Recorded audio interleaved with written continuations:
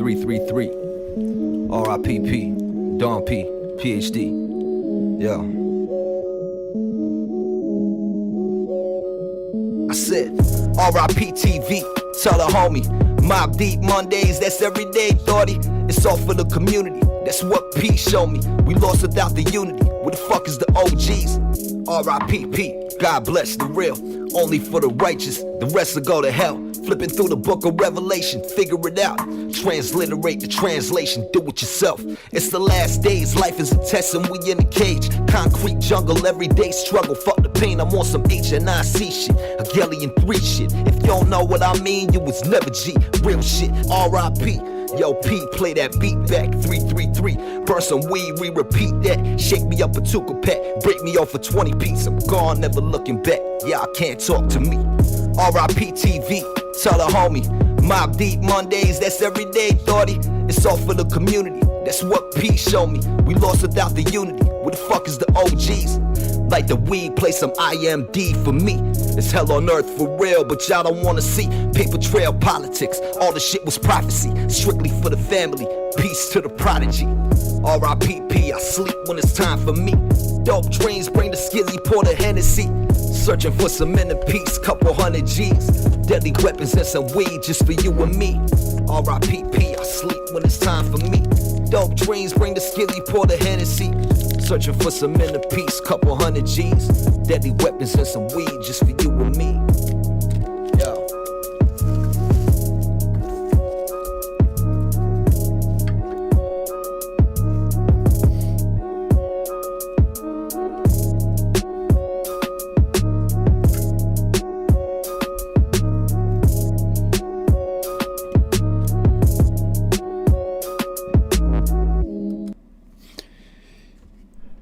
What up, what up, what up, what up?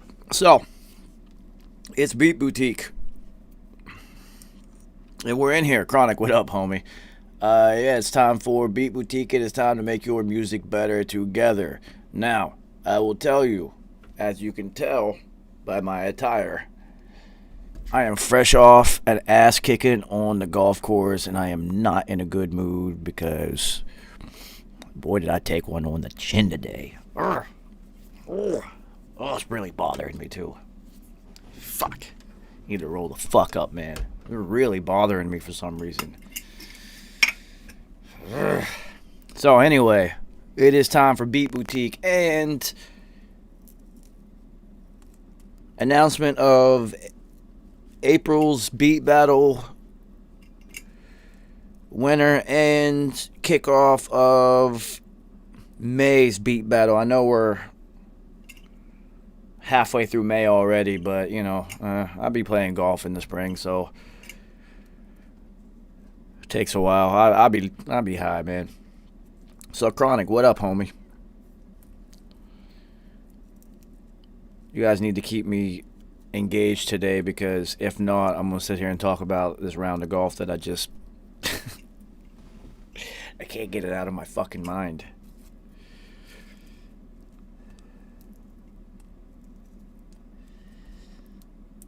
It's like doing a bad mix or something, dude. It's just gonna stick with me. God damn it. Anyway, with the fact that it is late spring, heading into summer, the world is opening back up, I know that we are working on less music. Joe Black, what up, homie? And this rings true even for me. Dímelo, dímelo, dímelo.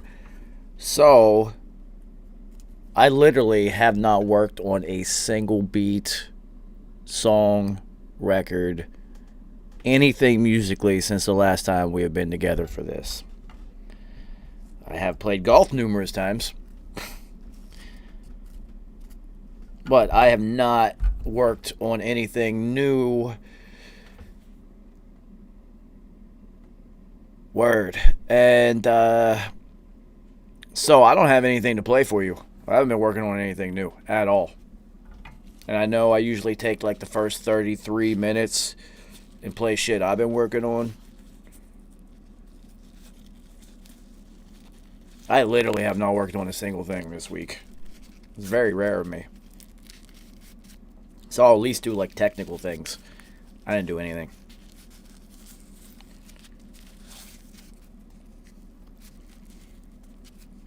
What the fuck is my problem? What the fuck am I doing nothing? What an asshole. Such an asshole to myself. So, whatever you guys have been working on, send it my way.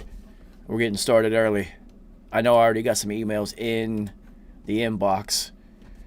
Chronic never disappoints. Oh, and by the way, everybody, roll the fuck up.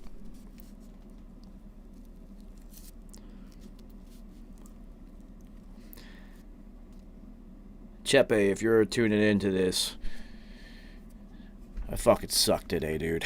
I can't get over it. Alright, Chronic. Fuck all that shit. Welcome back to the Thunderdome, homie. Let's see what you've been working on. There's nothing but that tonight in it for me tonight. It's it. Woo! Can you understand? It's it. What a high, vato loco. Orale, what a high. Tonight, I am gonna get high. And it's do or die, Holmes. There's nothing but beer, pain, and...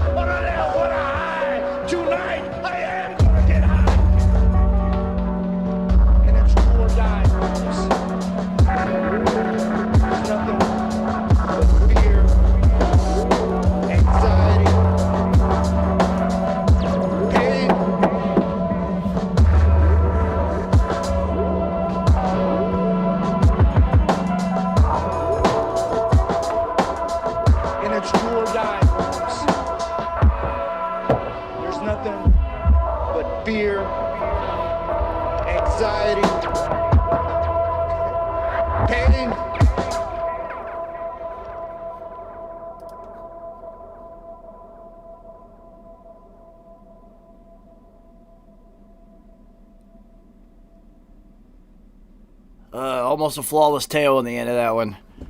Faded off a little bit more so it doesn't just abruptly cut.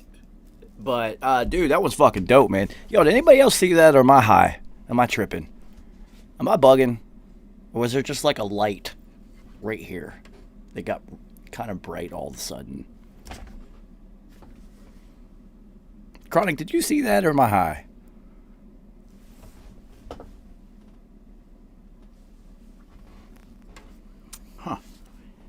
Interesting. I do not fear any metaphysical level or visitor, so... Yeah, dude, that was fucking... It just got really bright right here. Like, right off the corner of the camera. The light just kind of like... Just went...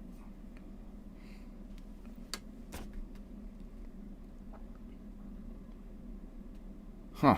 Interesting. So, anyway, dude, that one's fucking ill. That's the most rappable beat that you've sent me. That I've heard you make. Because your drums are usually eclectic is a good word. It's not so formulated, especially for an entire beat. So that's definitely the most rappable beat that you've sent me. And also, it will have the broadest appeal because subconsciously it's been programmed into human beings for 4/4 timing. And 1, 2, 3, 4, and especially, you know, these, as we progress forward through time, the drum patterns and whatnot are actually getting more simple. So, you always have to cater to the listener, but you also know the style of music that you make and the lane that's there because you're big on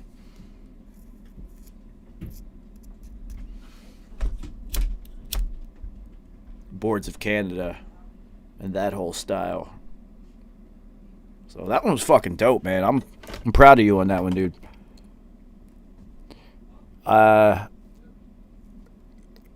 Good layering, good spacing, great reverb.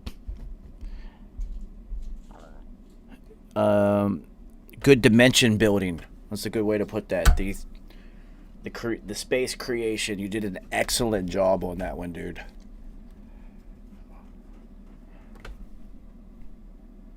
I'm proud of you, dude. That one's different for you, but it's also still the same. If that makes any sense. That was fucking dope, man.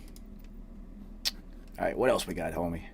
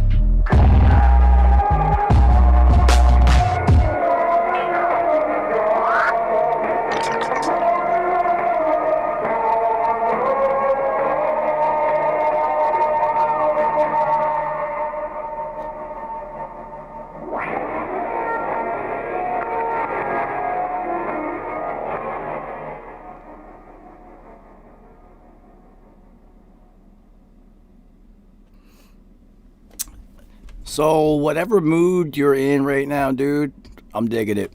I like the whatever it is that's happening right now. I am a fan of. I like these two. I like the two that you've sent me so far. It feels they feel different, but it's still I can still tell it's you, 100%. But it feels.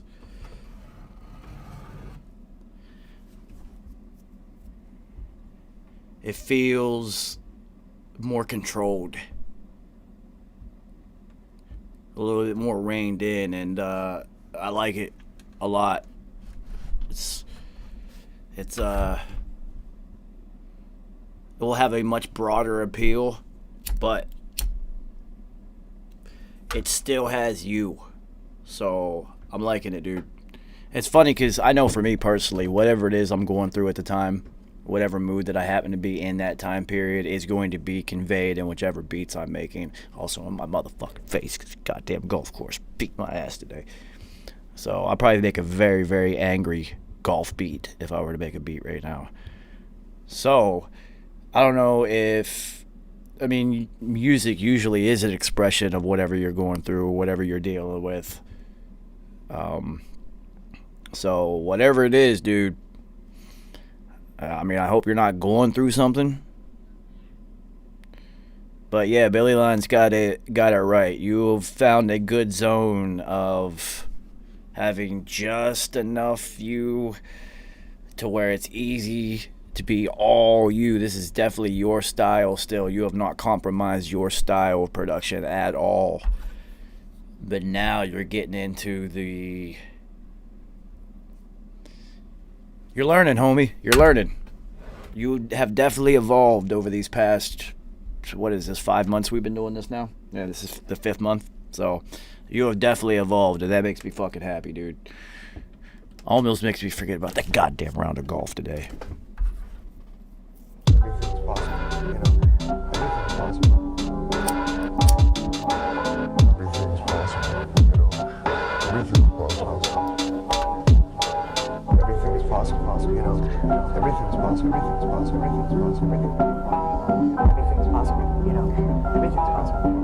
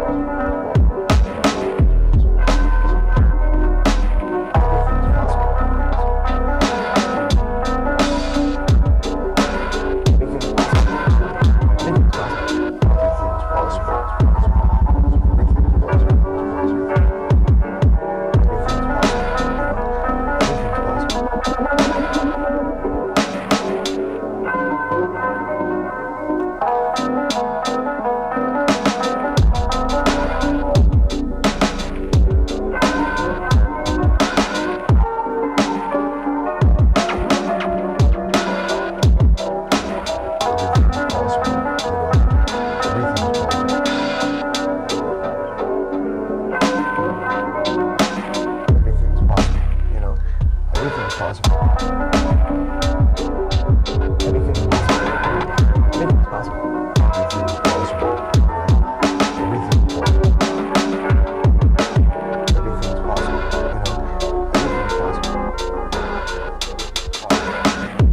Everything's possible. Everything's possible. Everything's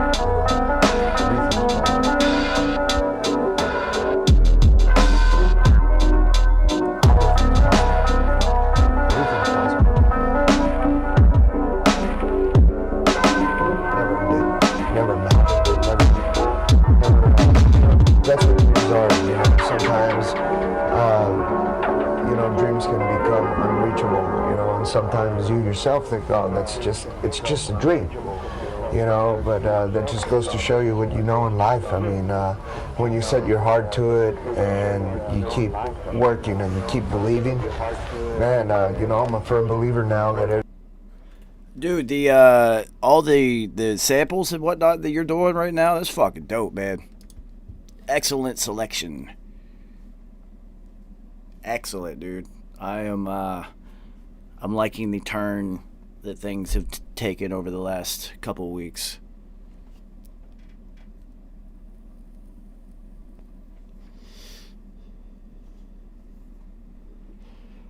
It's all about three. Yo, so Billy Lides, the real question for tonight is, what do you want to name your dog, dude? Congratulations are in order. But what do you want to name the little homie?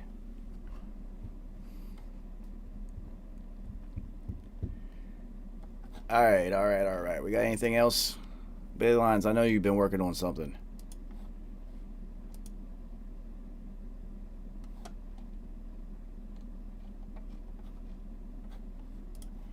I know you've been working on something, homie.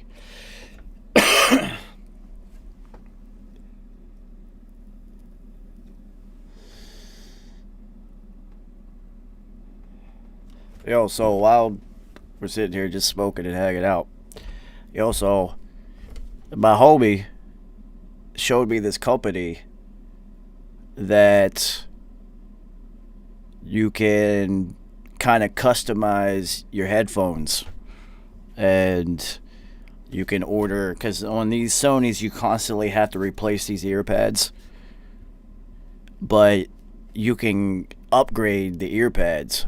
Water bottle, what up, man? So they have like leather and like sheepskin and different colors and shit. You can replace the cord with one that's not this curly Q annoying shit. It's really fucking dope, man. It's crazy because I like always am espousing all these companies and whatnot, and I don't get shit from these people.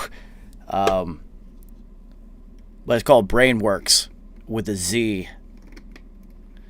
And they, no matter what kind of headphones you have, you can customize them with like different colors and shit. It's pretty fucking cool, man.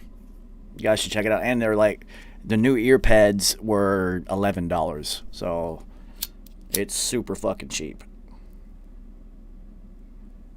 I'm sure whenever they should be here by next week, so you will see the upgrade. The color that I got is this color, so it'll match the stickers, and it won't be this fake pleather, this PVC plastic shit that after you take them on and off of your head about 10,000 times, it starts to flake off. Like those headphones right there that I mixed Hegelian on. There is no covering over top of the foam. It's just foam. So you guys should check it out. Customize your motherfucking headphones. It's called Brainworks. I should show you. I should see if I've got.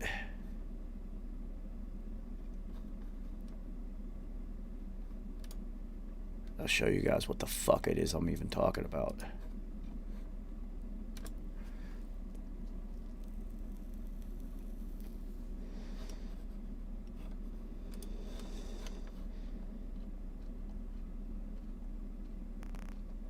Waiting on you, Billy Lads. That's not what I wanted to see. You gotta call it Trey, man.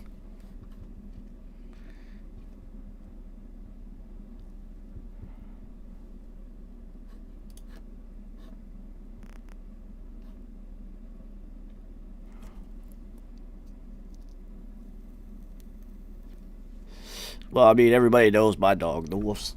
Well, you know, the wolf does not like blood, so he's definitely not in here right now.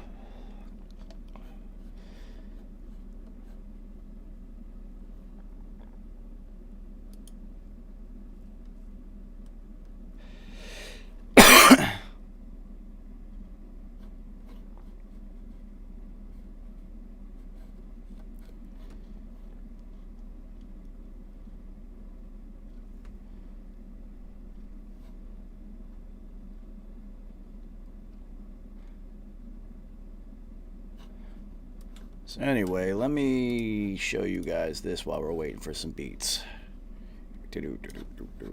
Anyway, go to brain waves. Excuse me, I'm a fucking idiot. Brain waves without an E and with a Z audio. Go and pick whichever headphones it is that you have. And they have ear pad replacement, so you can get like actual leather instead of this plastic shit, and they're only $20. Super dope. Yeah, Billy, I'm fucking. That round of golf's got me off my game right now. Or you could get the replacement ones that come in different colors, and they're fucking dope as shit. Those blue ones are fire. And then they also have micro suede. And that's just for the Sonys. For every different set of headphones, dude, they've got like a billion different things. I'm not, like I said, I don't get shit from these people. I don't have a discount code or referral code. I don't get anything from this. But if something is dope, I will tell you about it. And I have already ordered these for myself. They got the perforated ones if you got sweaty ears and shit. And they're super fucking cheap. And they will last way longer than the ones that are already on there for you. So go to Brainwaves and customize your headphones, because I don't know about you, but those blue ones, I cannot wait until these shits get here. That shit is fucking fire. Anyway, yeah, send me some beats, y'all. Send me some beats before this next blunt, because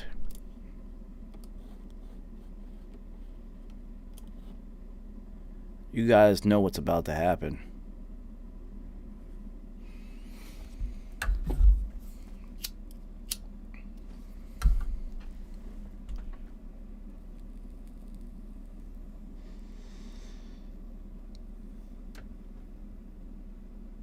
Since we are in the summer slowdown period, and last week was really fucking fun, this is what we're going to do. After I get done listening to your guys' music that you're working on, and see if there's any way I can help you get better, is we are going to do the Hegelian behind the mix videos.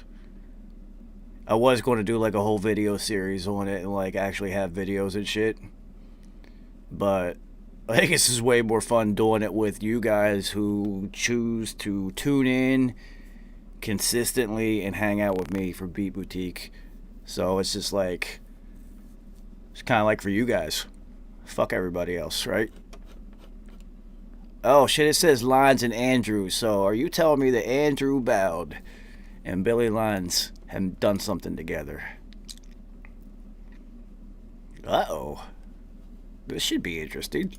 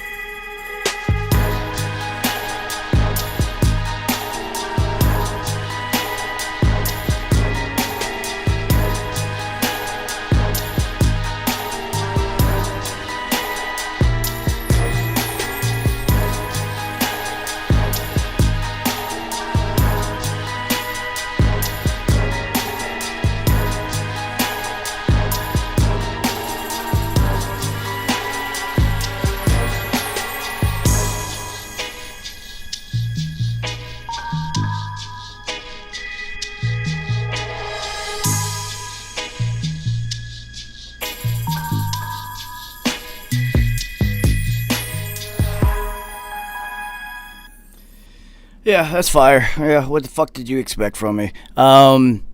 So excellent job on all the drops and breakdowns and build-ups and whatnot. So I hope that you've been paying attention to the things that I have done to the beats that we've been working on, Billy Lines, and applied a bunch of it yourself, because excellent job on that. Whoa, squid up, homie. Frank, Jerry Green, what's good, G's? So, Andrew, I know what you did. No, because I remember when Billy Lines was working on that one. So I know what's been added and whatnot, and your addition was a very good one. So that's fucking dope that you guys are working on music together. That's fucking ill. That makes all of this shit worth it, because that was one of the goals of all of this is, you know, shit, me and Billy Lines started working together through all of this. So it was just like, I've always found it easier to work with somebody else when producing, even if they just do what I do and just like mix things. You know, Billy Lines is the evil genius. Billy Lines is Mike Tyson. I'm just Customata. So, Andrew's fucking dope. He knows. I tell him all the time. I'm a fan of what he does. So, well, we missed 333, but it is time to roll the fuck up. But before we do that, it's time to announce the winner of April's beat battle. The king has been dethroned.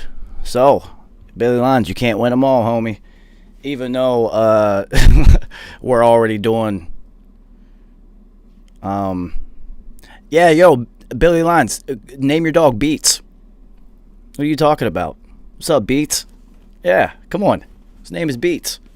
I don't care. Every time I see that dog, I'm calling him Beats. Anyway, even though Billy Lines, bad place, I've already fucking mixed it, and we're gonna do something with that one. The winner for April, Andrew, congratulations, homie. You are victorious, and you have dethroned our 3-time reigning champion. So, congratulations, homie. So, you're going to have to email me, and I will be sending you some things, G's. So, there are spoils in victory, and I will be sending you a whole bunch of stuff. So, you have won April, homie. So, congratulations, dude. You're fucking dope. You know I'm a fan of what you do, and I think this is awesome that you and Billy Lines are starting to work on shit together, and that's what you guys should do.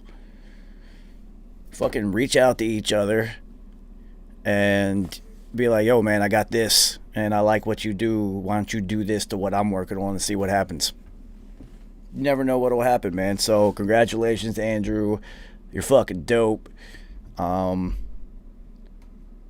will be mixing and collaborating on the beat with you now. So, we will take it to an extreme level and take it to its absolute potential. And you also will get next month's beat packs for free and a free entry into next month's beat battle.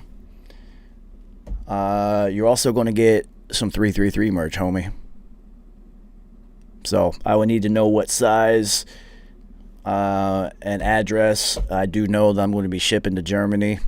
Oh, and I forgot, in this month's battle in particularly, there's going to be some other stuff too. And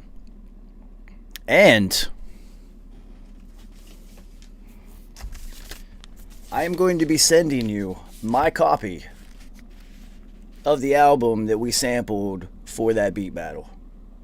Still in its plastic. So, this will be being sent to you also, homie, because you are victorious, and Yeah, this is part of your trophy, I guess. Now, it is time to roll the fuck up. And since Andrew won... Oh, so, before we do this, January, February, March... No, 3-time. Andrew's got April. We're in May right now. You're 3-time defending champ. Well, you were. So, congratulations, homie. I appreciate anybody who enters into these, gets any loot packs, things of this nature from me. Fucking dope. So, May's beat battle has begun, and we need a new theme song, people. Andrew, you're the one who has inspired me for the theme for this one. So, we need a new theme song. You can sample any of these episodes. I also will be sending out a small sample pack of a few people saying some things. And those will need to be in the beat. And there will also be a drum pack, so it's actually worthy of being purchased. I believe I'm going to do the Snare Trap this month. And the Snare Trap is... I don't know, let's look it up. An absurd amount, I can guarantee you that. I promise you. It is... Drums, snares.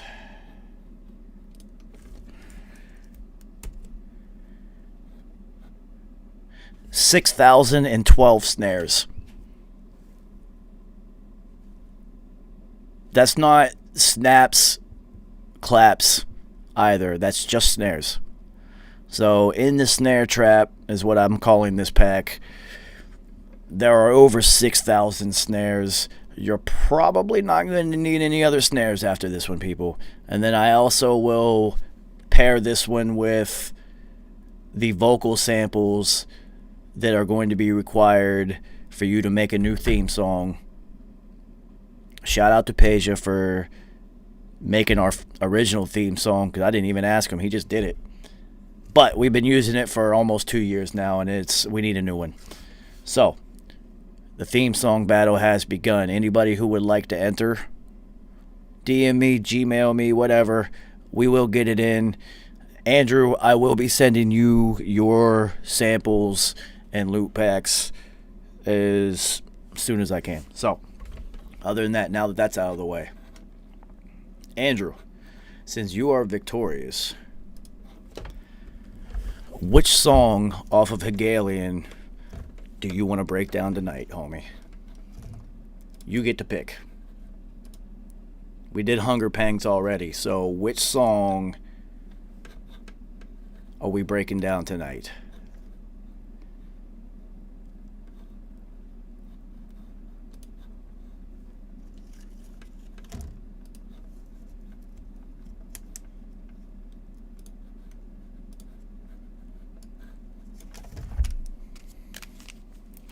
You let me know while I roll the fuck up.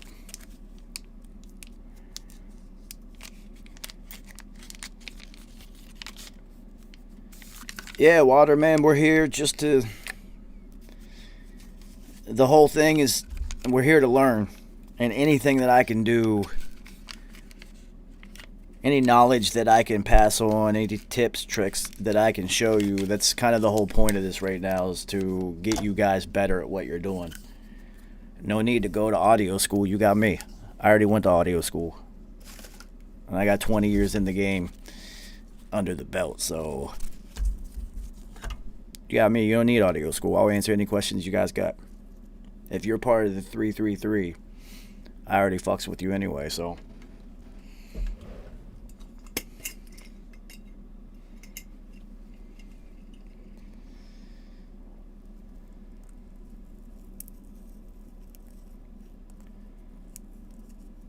That's what I'm here for, homie.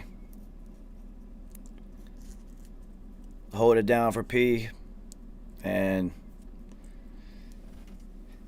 try to find any way that I possibly can to repay the 333 community for all of their support and for supporting P and holding it down and helping me hold it down for P. I am truly grateful and humbled. Not as humbled as I was on the golf course today. That's a whole different fucking story. But I am grateful and humbled, and I try to find different ways in which I can make it worth it to fuck with me. And this is one of them. So, this will be episode 2 of Behind the Mix. And whenever Andrew picks out whichever fucking song you want me to do tonight, alright, we're doing No Religion tonight. Good one. Good one. Happens to be my favorite.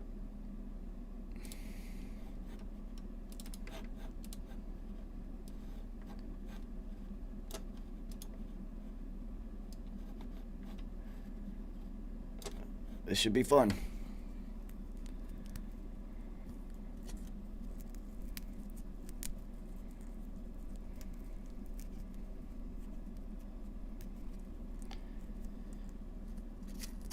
Oh boy, oh boy, oh boy. It is time to get it in.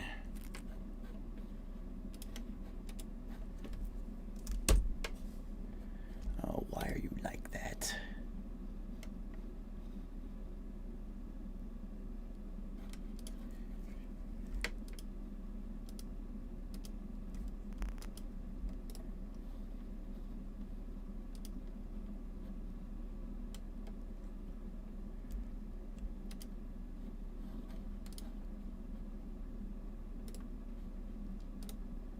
There we go. Alright, so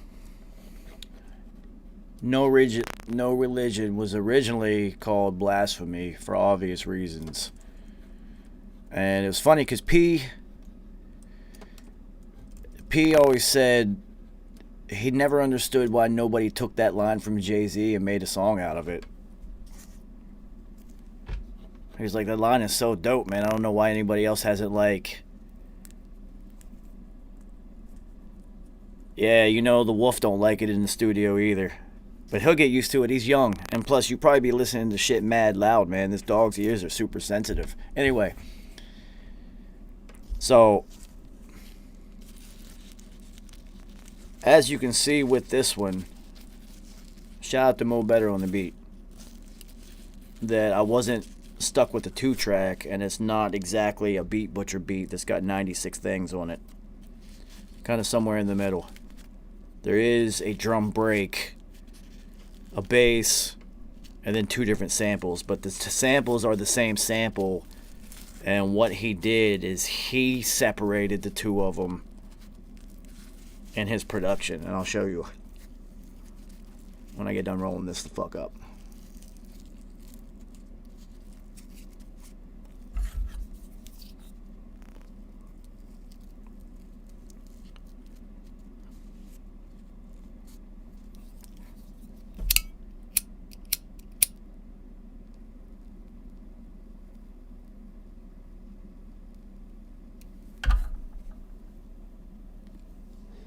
Alright, here we fucking go.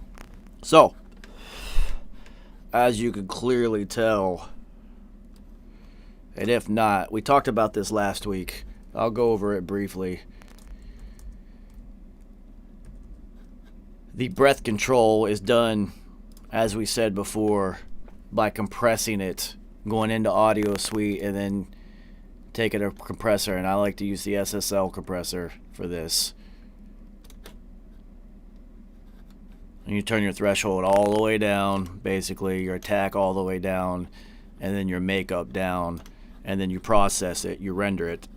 And instead of giving you a gap, you still keep the ambience, but you also lose the presence and the transient on that breath. So, that we've already talked about.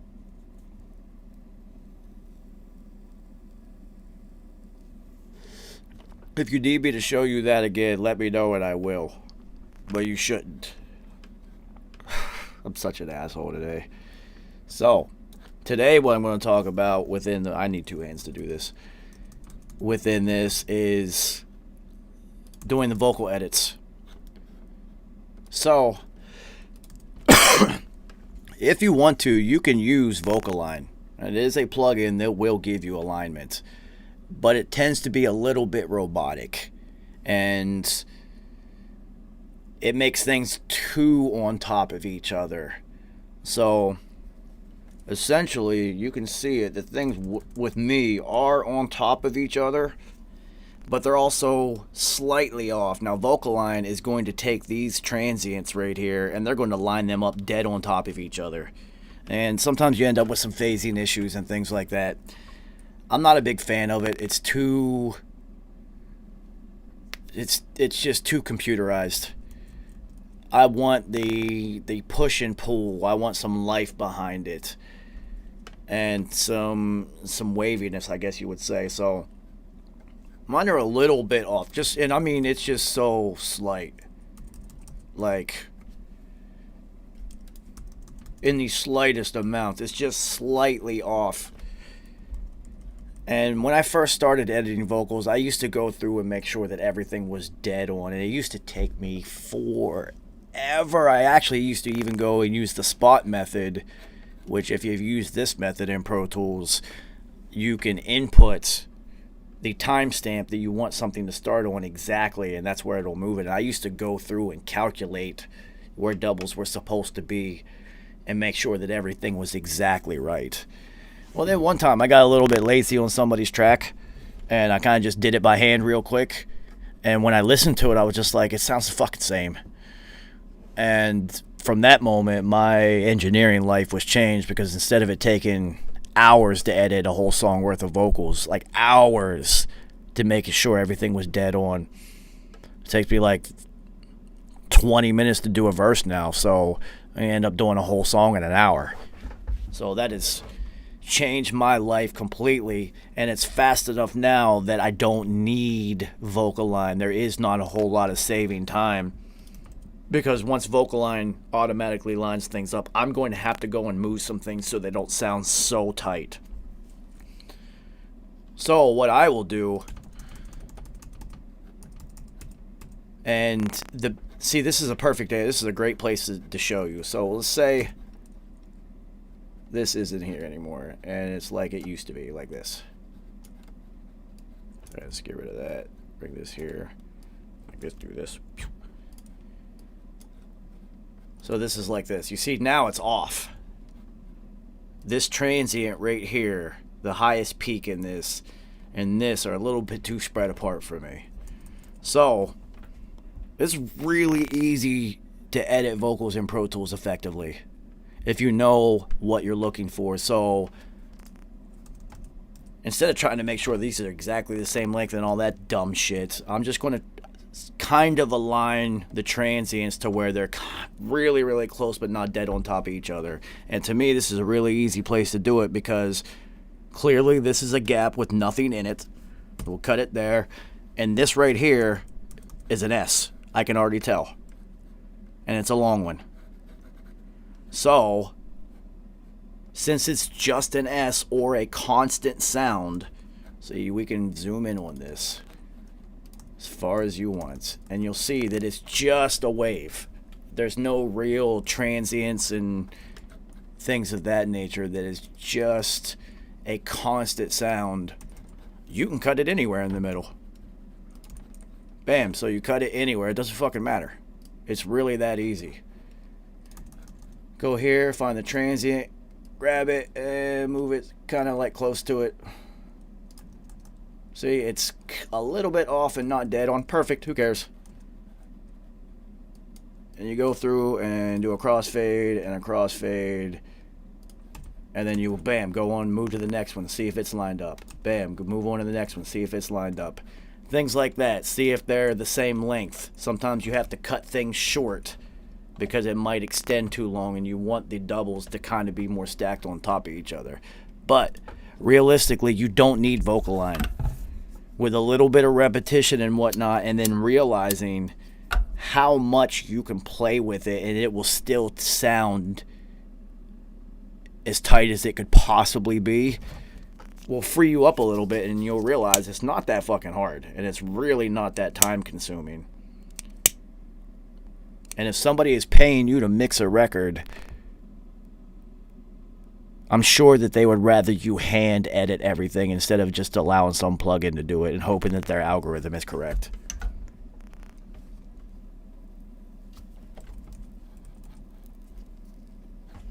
So enough of that nonsense.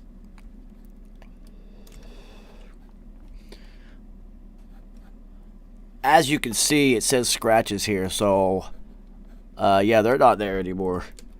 So for months and months, me and Pete tried numerous different DJs to try to get them to scratch over top of the hook and make it like real old school hip hoppy, and it just never sounded right no matter who did it. And we reached out to Premiere and it didn't work out, and Static Selector and it didn't work out, and Rated R and a couple other DJs. It's just never really worked out. So it was always P's idea to use Jay-Z's sample in here. Manny Capone, what up, G's? And it was really funny because when he came out of the booth after laying this down, he literally looked at me and said, because he knew, I looked at him, he knew what I was going to say, and he said it before I did. He said, Jay made it a hot line, I made it a hot song. And then, you know, we just laughed and smoked a blunt about it. But yeah, that was all his idea, and I just kind of had to execute it. It really wasn't that difficult. So let's get into the mix.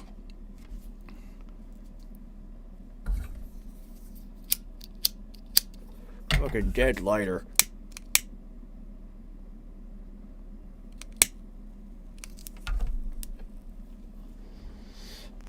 So as always, what do? Start with the drums. Since the drums on this one are literally a drum break, there wasn't a whole lot I could do with it.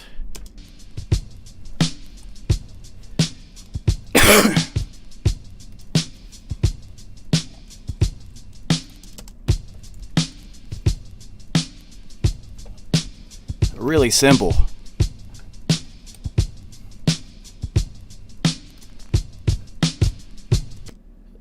For a compressor on something that has both and high end on it, I really utilize this MV2.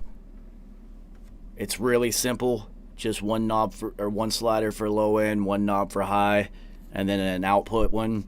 But it allows you to kind of balance the total low and high end better out of the 2-track that you've been given. So I always use this on 2-track beats, like every fucking time. It's guaranteed I'm going to use this. This is definitely a go-to.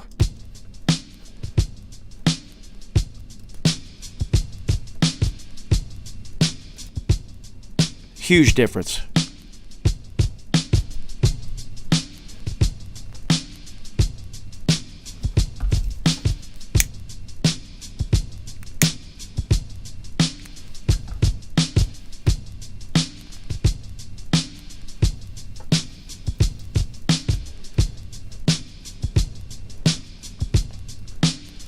Well, this is obvious.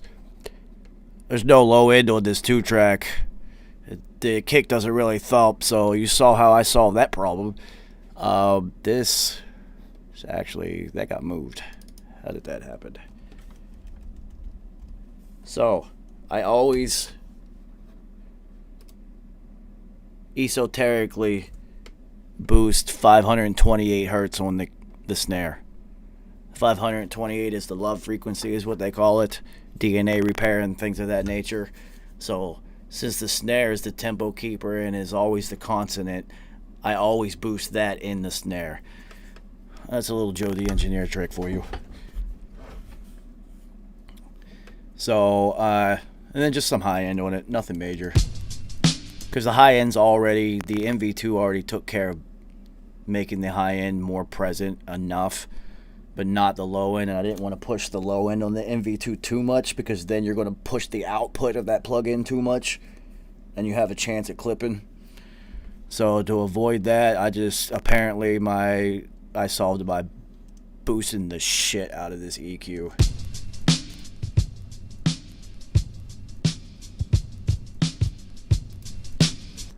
So you see what happens when I did that though.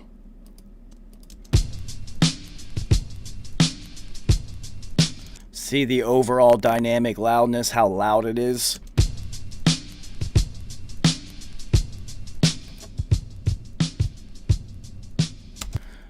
Gain stage usage. So, within every plugin, every piece of gear, there's at least 2 gain stages. 2 opportunities for you to boost or kill the sound so that it doesn't clip or push something too much. Input and output on all of them. There might be another one somewhere along the piece of gear itself, but the same thing rings true with plugins. There's usually 2 opportunities for gain stage. Now within this EQ there's only one, and it's all the way in the corner, the output. And you can see the reason that it died after I pushed this by 7 fucking dBs is I put the output down by 8 to compensate for that push, because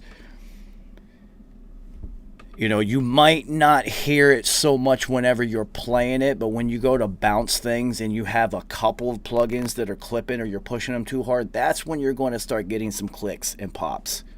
And then you're going to go back and listen to your bouncer and be like, where the fuck did that come in at? And you'll go play it and you won't hear it. But playing and bouncing are 2 different processes of processing for your computer. So you're going to get a different result slightly. So gain stage, very important, people.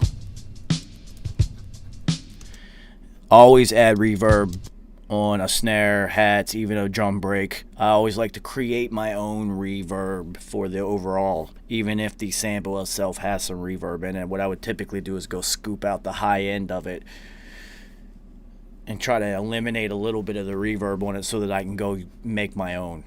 I don't want to compound a reverb that might be in a sample with the reverb that I'm going to add onto things, because things will get really muddy at that point and it's not going to sound good.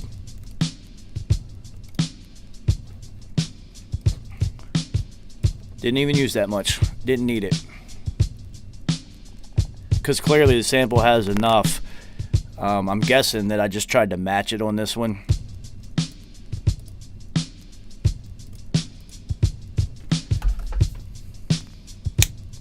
And then you guys know my go-to on drums. You can't see it here, but always on an aux bus is the Maserati drum processor, and I always put it on the room so that I can create the fake room mic. Because typically when you are recording drums, you would find the sweet spot in the live room and just put a mic there and just record the sweet spot and then mix that in with your overall drum mix.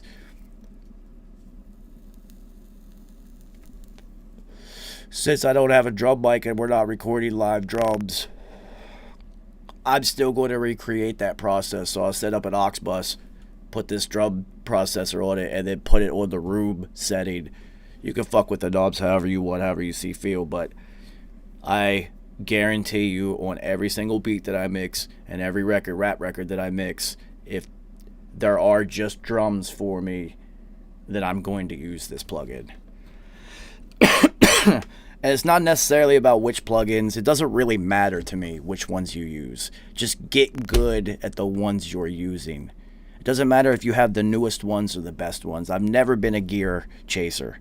It's not the gear, it's the ear. If you're chasing a piece of gear or a plugin to try to make what you're doing sound significantly better, you just need to get better. It will help. Having better stuff always helps. But what if you don't have that stuff? You just got to get good with what you have. It doesn't fucking matter. You hear a dope record, nobody's ever like, oh, what reverb plugin did you use right there? And if you say like, oh man, I ain't have shit, so I had to use a deverb, they're like, oh, I hate this song now. That will never happen. They'll actually be more impressed, like, you really got that out of that? Wow, that's incredible. So, God damn it. Get good with the plugins and gear and whatnot that you're comfortable with. Get versatile with it. Learn how to use it for multiple different things if you can, if it's necessary, or at least learn what it's capable of. Yeah, ain't nobody using the deverb blazer, but if that's all you got, then use it. It's better than nothing.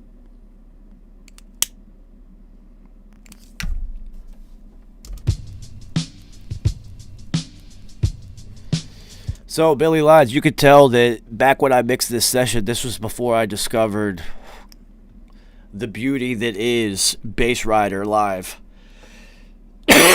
Because now it's the only plugin I use on bass. This is funny to go back and look at how I did these, because I would definitely approach things a little bit different right now.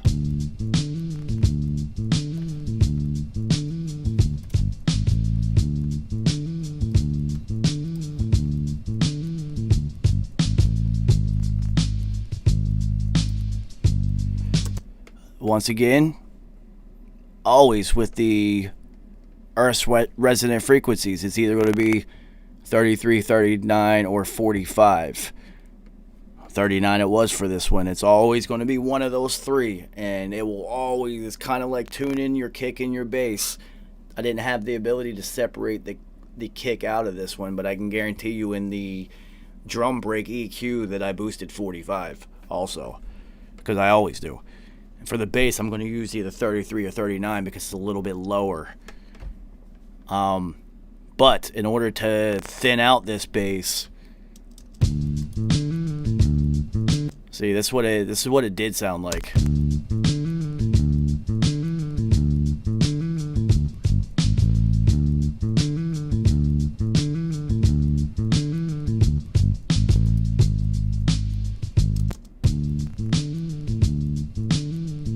Eliminated all the twanginess, all of the string sounds, all the high end off of that was uncomfortable, and just allowed the bass to be felt more than heard.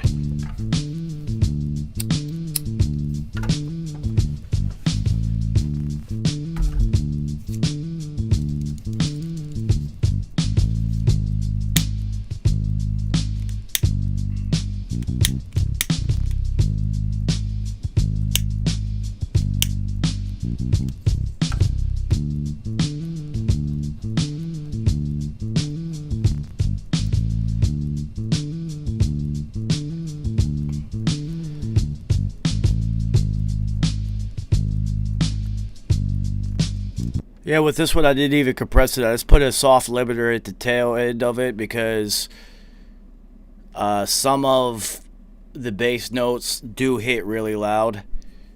So I just put a limiter on it. There was no need to compress it, and you're not really going to compress a bass too much anyway. It's just sometimes some of those bass notes hit really fucking loud. And what you would typically do is just go in and write some volume automation and control that instead of trying to compress it or squash a bass down. You don't want to do that.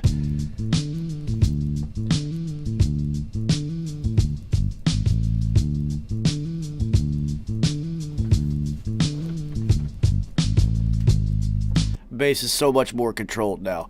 Now, knowing my process, I would get these two out of what we're listening to and go into the main sample. So, let's see what Mo Better gave us.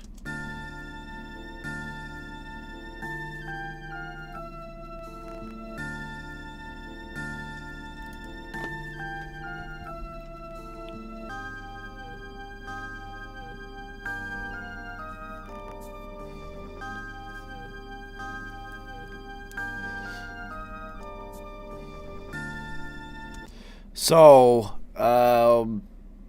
you can see here that what Mo Better did is he took 2 copies of the sample and then manipulated the 2 so that he could beef it up instead of just trying to beef up 1 copy. So let's see what the bottom half of that sounded like.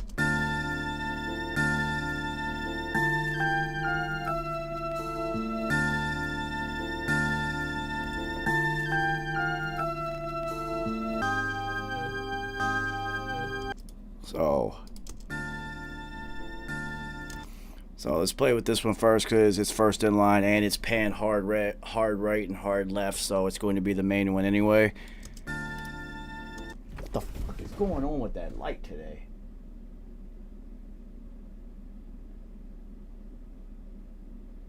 I knew I wasn't bugging. You see that?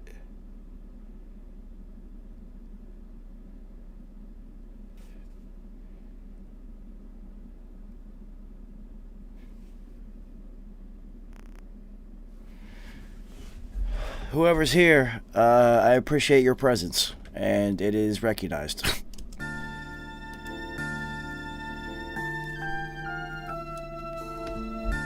So on this bottom end, I definitely wanted to try to grab this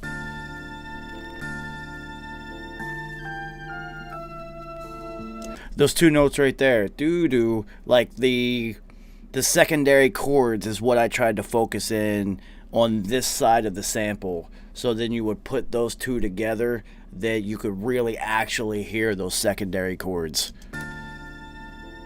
See how low they are?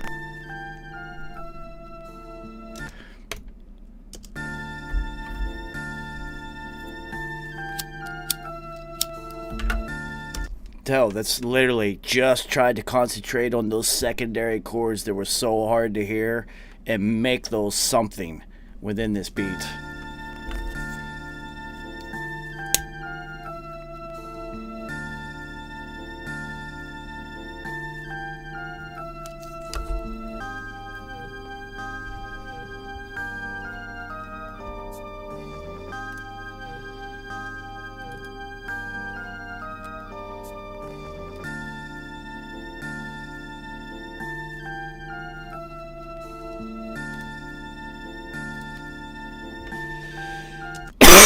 I can always tell when these two are popped up to some side by side that it's going to be Santana Fox. We are doing behind the mix videos and teaching some lessons. So if there's two here together, I can guarantee you that it's going to be two frequencies within. Yes, we're teaching some lessons.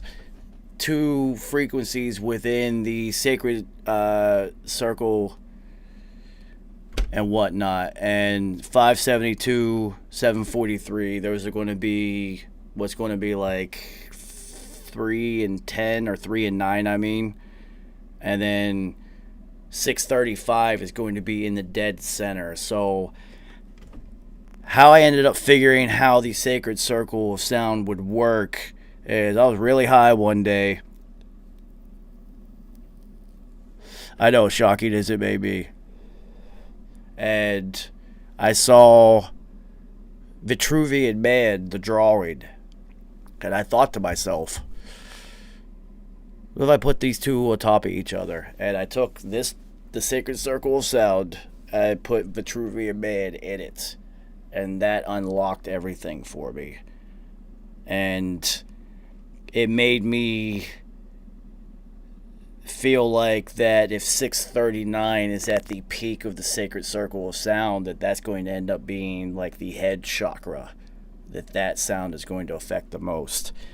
And that as you go around the circle, then you're going to go around the metaphysical circle in which those frequencies are going to affect the most. Does any of this make fucking sense? I was really high when I came up with this shit. So, God, I need another lighter. It's pissing me off.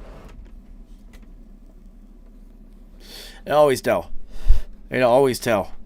Because I'm the one that came up with this theory and put it into practice. So, another one of my favorite plugins on the planet is Isotope Trash. I love this thing, and I use it for multiple reasons. One of them is the filter. Now you can see how hard I push this filter, and it doesn't. You'll see when I bypass it.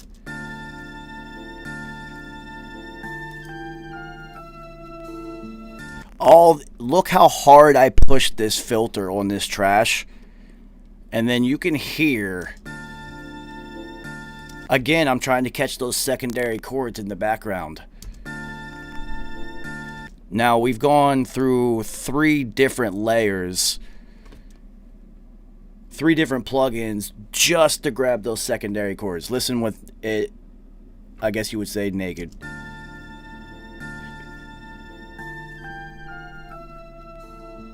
Those secondary chords are still, they're so buried, but it's all I wanted to hear. There's one. There's two. And then this one, I know it looks extreme, but this trash filter has such a delicate touch that you have to push an extreme amount for it to actually really affect it. This looks wild to me. If this were in a normal EQ, I'd be like, what the fuck are you doing with yourself? But this is different. This is a filter. It's not an EQ.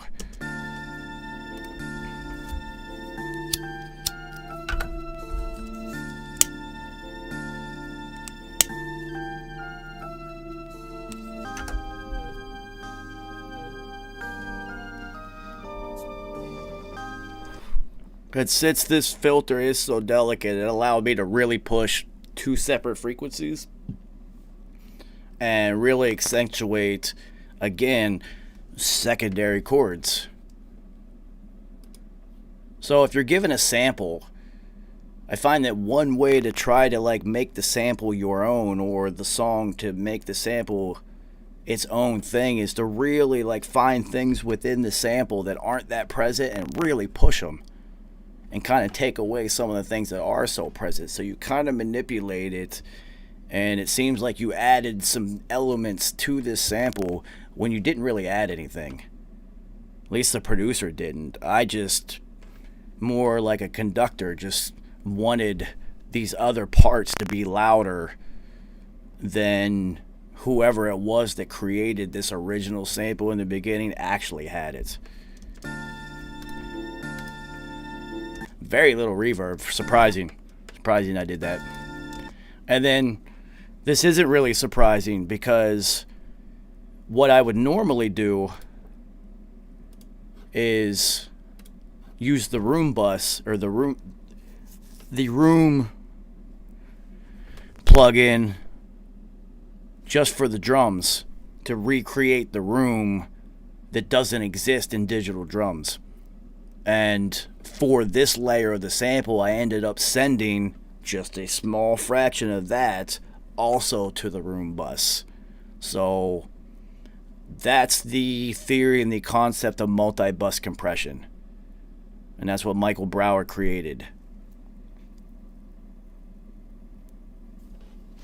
And that's why in any of my sessions, you will see, you're always going to have a reverb and a delay on every song, whatever. But you'll also see, now this is early on in the process, so there's only 4 counting the harmonics bus, 5 counting the Vox bus. So 5 aux buses on this. Now, lately when I'm doing things, I usually have 8, 9, maybe 10 different buses with different plugins on them. Then who knows what I'm going to send to them. I just want the sound of that plugin a little bit added to something. So you don't add it onto the plugin. You put it on an aux bus and then use one of the sends, and then you can control how much is sent to that. It's the same idea as parallel compression, but completely advanced. So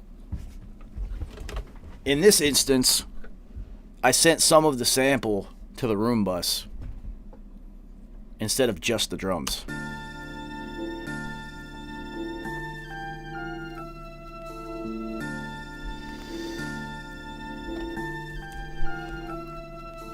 So you could also see here, since there's 2 layers on this sample, and Mo better cut them in half so that he could kind of layer it. I'm not going to put them both at 100 left and 100 right. I'm not going to stack them on top of each other. I just split the difference. The main one went hard left and hard right, which actually creates the phantom center. It makes it all sound like it's coming out of the center. And then I put the secondary sample, the high end, wrapped around that at 50 and 50. So you're going to have the main one coming out of the phantom center, which feels like it's the middle.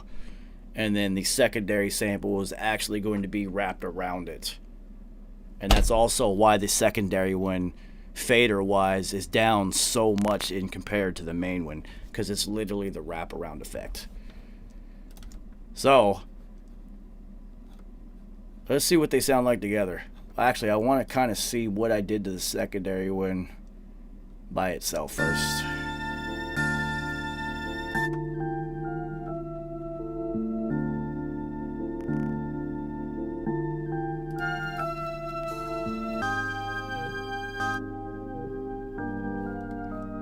See what I chose to do with it? Now, when he sent me the beat, they were just the two stacked on top of each other.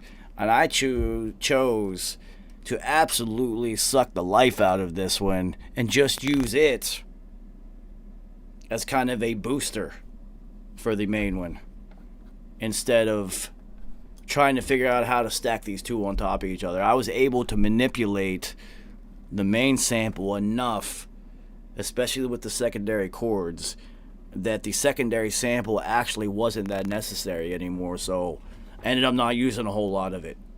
Nothing underneath a 30 and nothing past 1700, which is, Jesus Christ, that's pretty much the entire fucking sample. So, it's a moment of truth. What do they sound like together?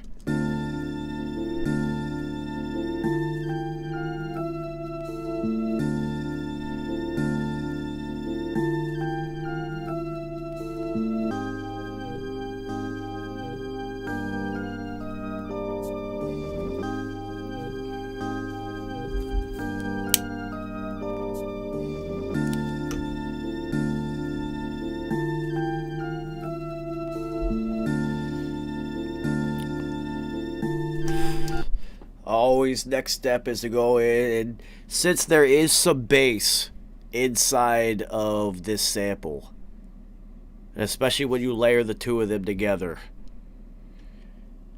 Mo Better was skilled enough and talented enough and smart enough to know that whatever bass is there, you're not going to be able to have some competing notes or runs, so he kind of accentuates this. But you have to know that those bass notes, even as low as they are, that they're present within the samples. Because once you added your bass, even the slightest presence from those inside the sample is going to really clash with the bass that you have. So now you can see fourth dimensionally in time why in the bass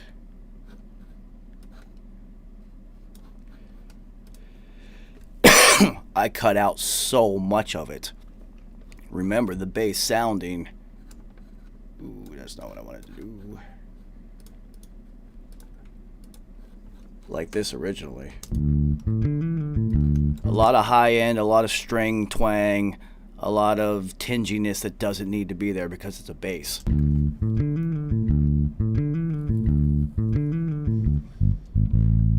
A lot, too much.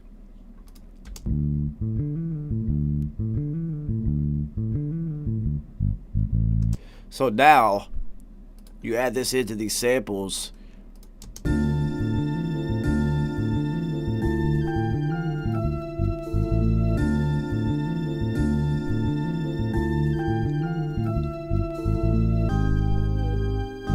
My theory, when you're using samples and you want to add instruments, drums, bass, things into samples, is that you want to kind of, the goal is to make it feel like it was already there. Not like you did it, but like it was already music. It was supposed to be there already musically. It shouldn't feel like you added something. So mixing in the bass with it, that's why I pushed the bass so much within these two samples, because I wanted it to more feel like it was already musically part of it. Not like we added so much to this. This is what it was supposed to be from the beginning.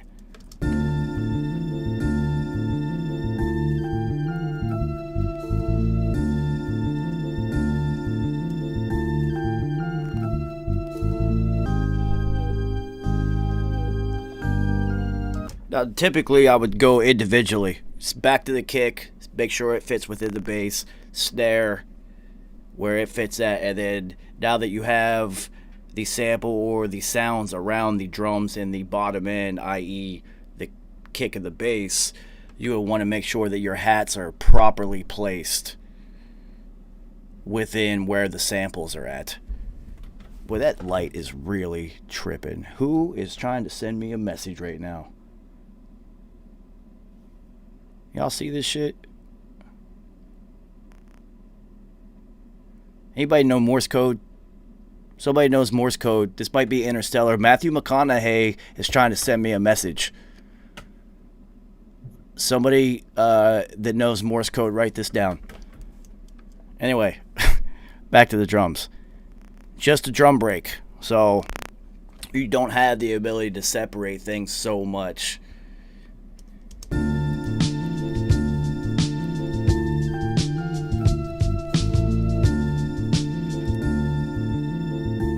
So you can hear in the samples that there are still present cymbals and some hi-hat hits. So once again, within the drums itself, you can't really push those frequencies in the break that much because it's going to sound like there's flanging or double hits on some of the hi-hats and whatnot.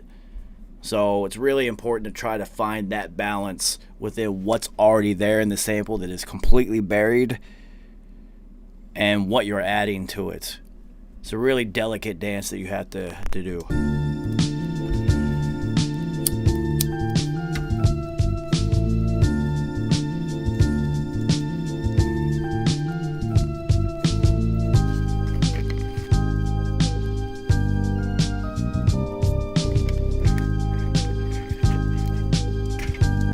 So you hear after the main chord that little, like,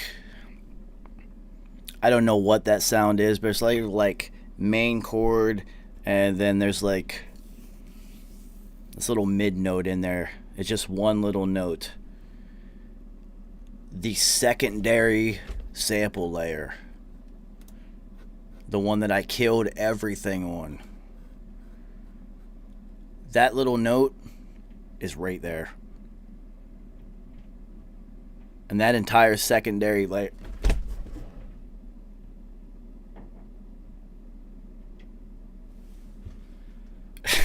What the fuck is going on, y'all?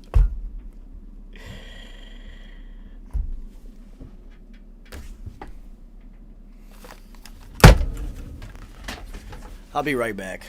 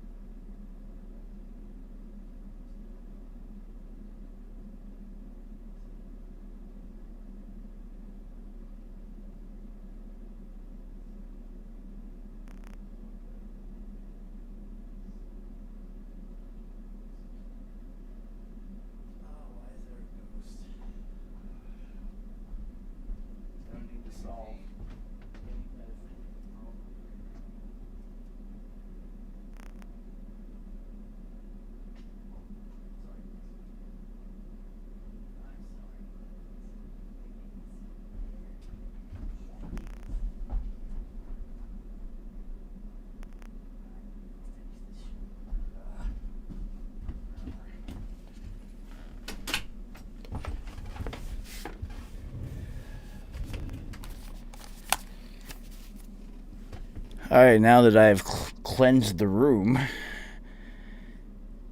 I suppose I should roll a fucking blunt. What a day.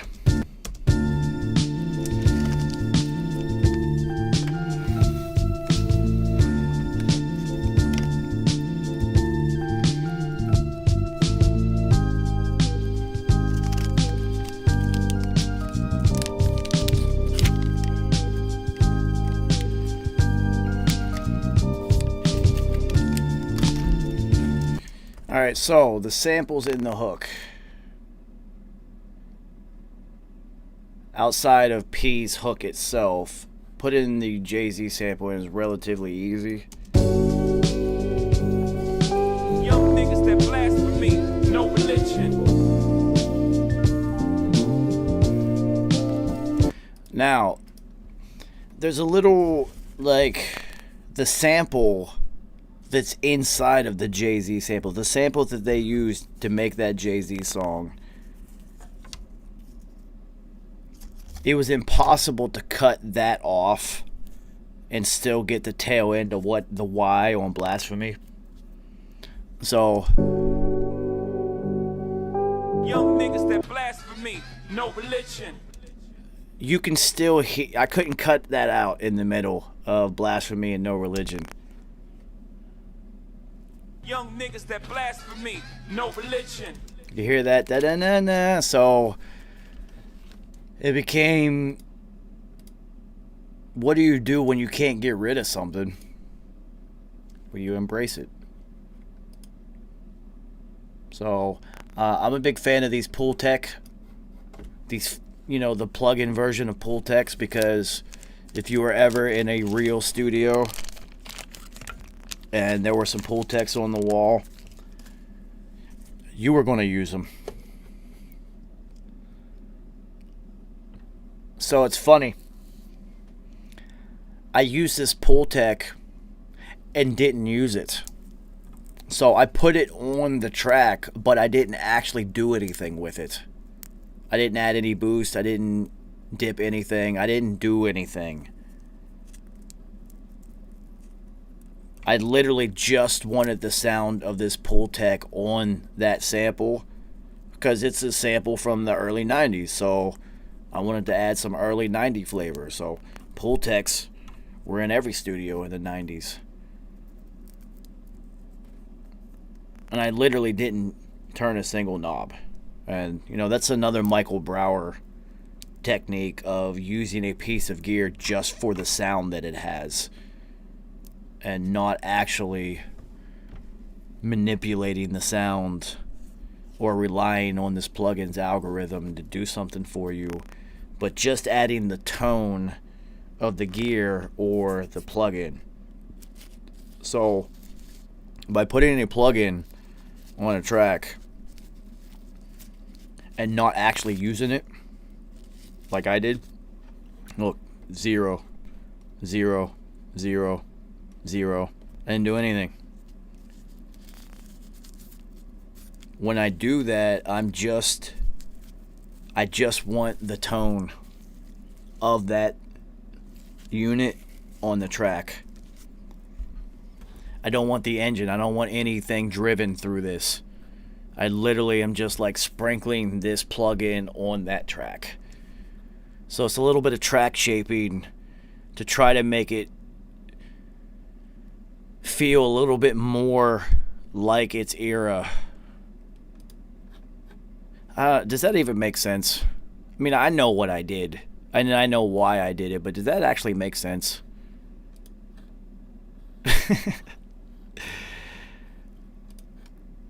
Well, clearly. Young niggas that blasphemy, no religion. Oh, what do we always do? Let's bypass it. Young niggas that blasphemy, no religion. Young niggas that blasphemy, no religion. So, once again, I've used a compressor for what its proper use is. Boy, I am struggling today, people.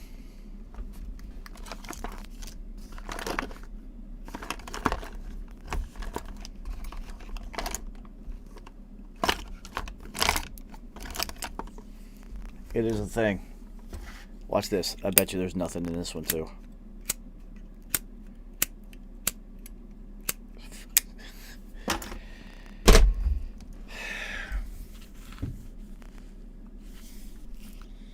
Fox. I'm falling apart over here, yo.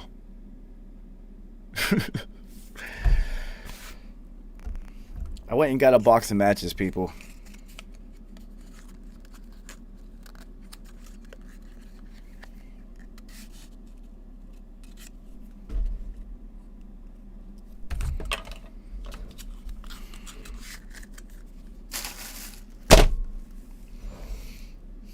I'll be right. Young niggas that blasphemy, no religion.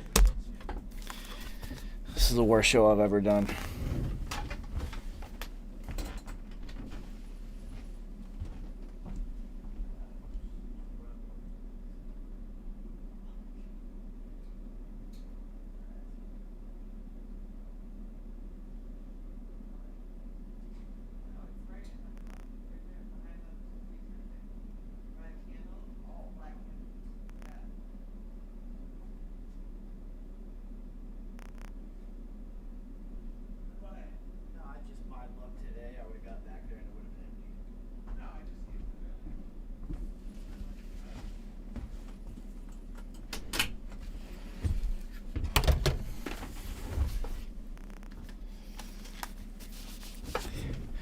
I'll tell you what, no metaphysical visitor is going to be able to stop me from doing. And that's two fucking things. One is holding it down for P. And the other one is rolling the fuck up. I ain't got the barbecue lighter, yo. I'm not playing right now.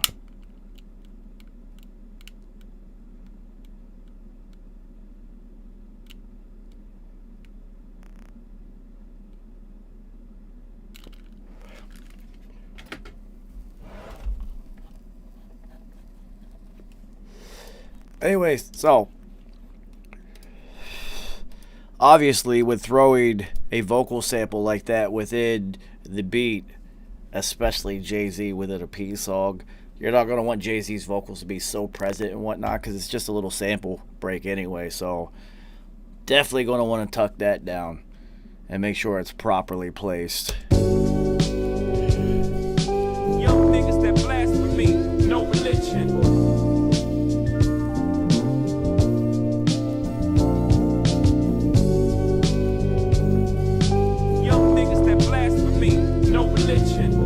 So I remember when doing this that the hardest part within getting that sample to fit in there is I had to time stretch it a little bit. You had to think about that one, Andrew. I had to time stretch that sample so that that's inside of that Jay-Z sample would actually, the timing of that would fit properly within the music in the beat. Because just putting the sample, Jay-Z's vocals, where they were supposed to be, that little background vocal sample that's in there its timing wasn't correct. And I might have been the only person who could even hear it, but it was bothering me. So I ended up time stretching and compressing that just enough so that secondary vocal sound inside of that Jay-Z sample's timing would actually fit musically. Young niggas that blasphemy, no religion.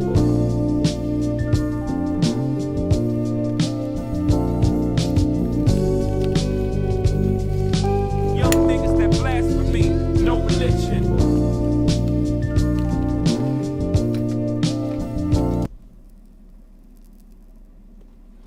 So towards the end of the song, P wanted to add another sample in it. That was a Raekwon sample. And you can see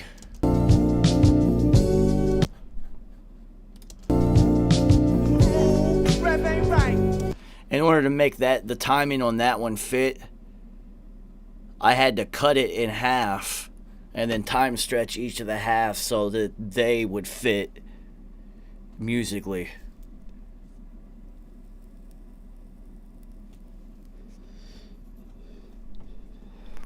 100% Billy Lides.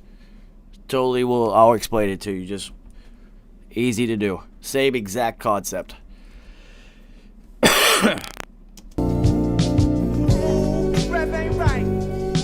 Yeah, I had to.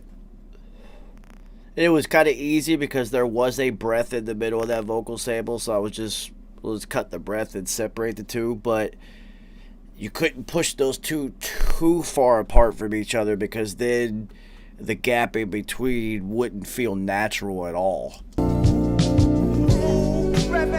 See, it still feels natural. I only had to move it a little bit, but it was enough to make Ray's sample still feel untouched,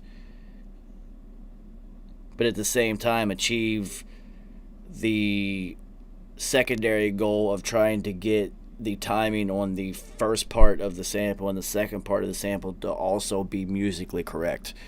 And I always preach those two words, musically correct. Whenever you're running a session and the artist is doing something that you don't like or you don't think it's right, the easiest way to get them to change it is tell them that it is not musically correct.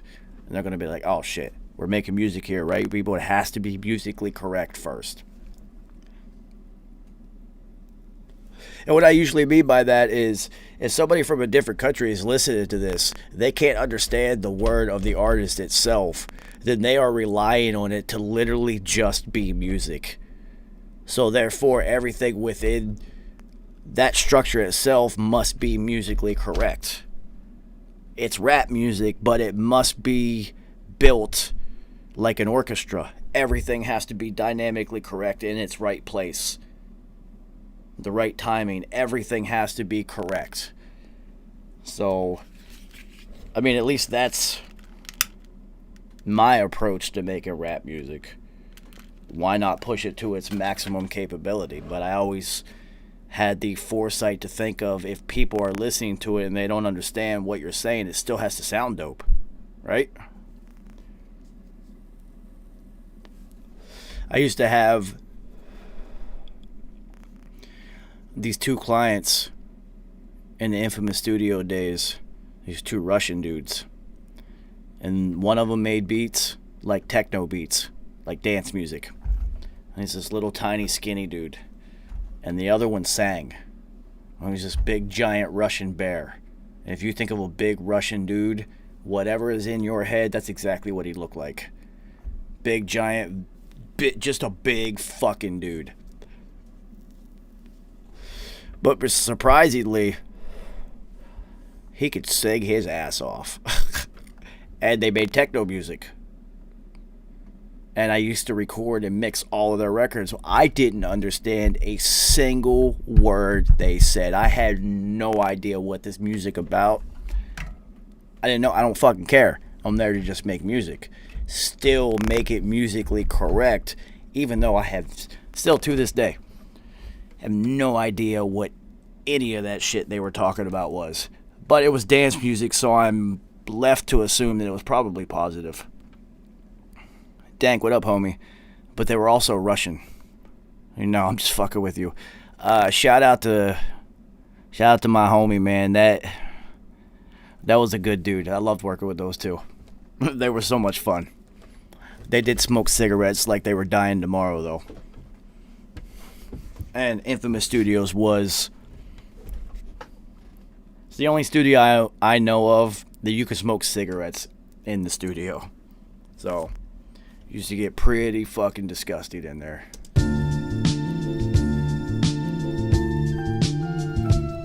So, not a whole lot going on in this beat, so it didn't take a whole lot of time to build that.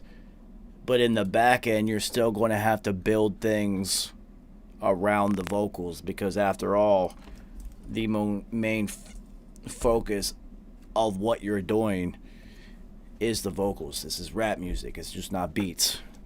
So, as we always do, let's break it completely down. Again, I didn't do a whole lot on these. This is early in the mix process before I really started to dial things in and like really figure out what I could do within this plug-in pack and whatnot.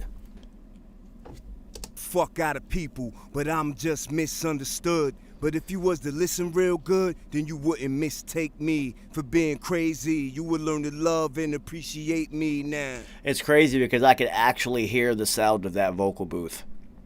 I know that that's the vocal booth in Queens, in Kew Gardens. Like, I remember what that booth itself sounded like. Fuck out of people, but I'm just because you're only going to hear the ambience of the booth, if there is any.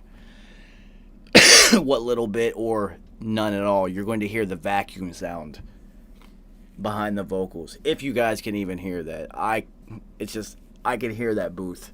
It brings back a lot of memories. Fuck out of people, but I'm just misunderstood. But if you was to listen real good, then you wouldn't mistake me for being crazy. You would learn to love and appreciate me now. So many memories just hearing that. That is incredible. Wow. Alright, let's break it down. Fuck out of people, but I'm just... Back in this time period, I decided to use all the onboard within the alloy, so the dynamics, the EQ. I always use the de-esser on the alloy. Fuck out of... And I used the exciter on this one, but later on within the mix sessions, I started to use the Aphex Oro exciter way more than this one. Fuck out of people, but I'm just misunderstood. But if you was to listen real good, then you wouldn't mistake me for being crazy. You would learn to love and appreciate me now. So, fuck out of people, but I'm just misunderstood. But if you was to listen real good, then you wouldn't mistake me for being crazy. You would learn to love and appreciate me now. Such a subtle change on the compression. Again, we recorded this using the Avalon 737 SP, so there was compression going in to tape, as you would say. But typically when I would record, there wouldn't be more than 2 or 3 dB worth of compression going in. But you have to factor that in. I know how it was recorded. So on the tail end, I'm not going to end up having to use too much because I used some of it on the way in. And then it's also P. This is like the veteran of all veterans. He knew how to control his voice dynamically. He's been doing it for 20 years up to this point that we were recording. So I didn't have to do too much. I just had to get the fuck out of the way. Fuck out of people, but I'm just misunderstood. But if you was to listen real good, then you wouldn't mistake me for being crazy. You would learn to love and appreciate me now. So, all the typical Joe the Engineer vocal EQing tactics are visible and present. No matter which EQ you use, I'm still going to do essentially the same thing. That's what I'm saying. It doesn't really matter which ones you use. Yes, some of them, if you have less experience, it can't help to use higher end ones until you learn how to use things. So all of it's typically the same. All of it. Shelf off. This is going to be, come on, get to 5. There, 635. That's the center of the sacred circle of sound up here. The head in Vitruvian Man. Somewhere between 900 and 1200 hertz, I am going to scoop out so that the snare will hit with more presence without me having to push things on that end. It's all about balance, not pushing things. That's how you achieve that. I told it last time.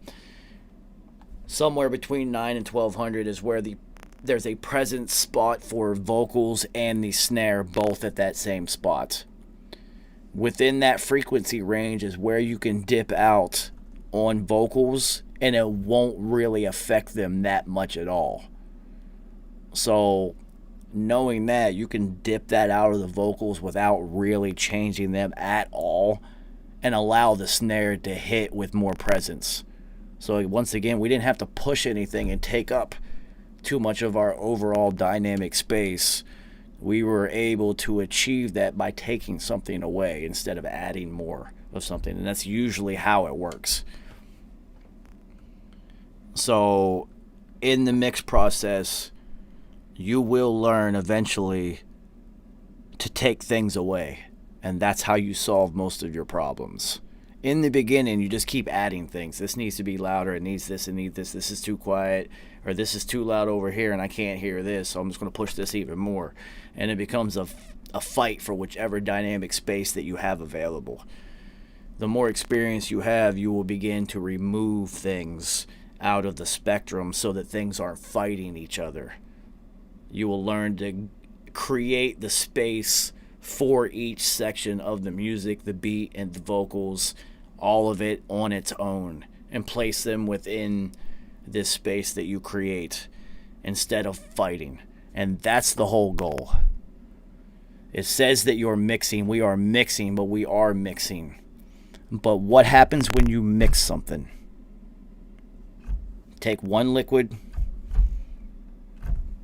blue, take a red liquid, put them together. When you mix it fully, it becomes purple. It becomes one cohesive unit. That's the end goal. We are mixing. The end goal is one cohesive unit of sound. It's literally the same idea. This is a science. You're just fucking with frequencies. Am I high? Is any of this making sense? Shut up. Hit play, Joe. Fuck out of people, but I'm just misunderstood. But if you was to listen real good, then you wouldn't mistake me for being crazy. You would learn to love and appreciate me. So, I love the de-esser on the alloy. And I literally will use just the alloy for the de-esser most of the time and not actually use it for anything else at this point. Instead of using just a de-esser, because I find that this one is a little bit quicker. And when you're using a de-esser, quickness counts a lot. Fuck out of people, but I'm just misunderstood. And when I say quicker, what I mean is when I set the attack at 10 milliseconds or 7 or 5, it's going to be really quick because I want it to happen.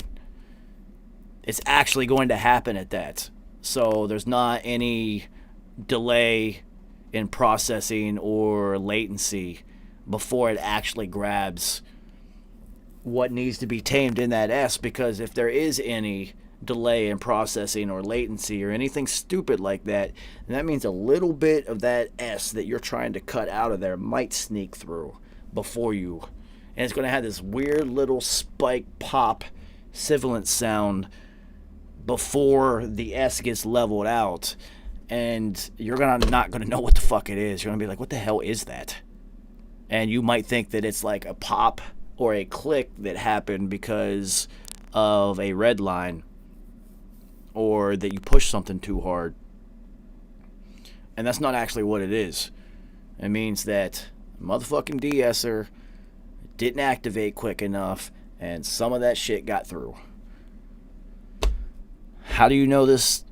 This is called a billion hours in front of Pro Tools trying to figure out where that sound came from, until I finally figured out what it was. So they always say you need 10,000 hours in order to master something, correct?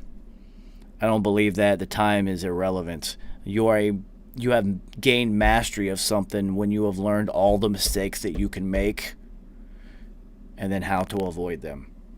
So what took me forever, pressing buttons, knobs, turning things, processing, trying to figure out where that little spike was, I kept thinking when I bounced the record that it was from that I pushed something too hard and there was a digital pop or something, or a latency issue or something stupid, and it never was.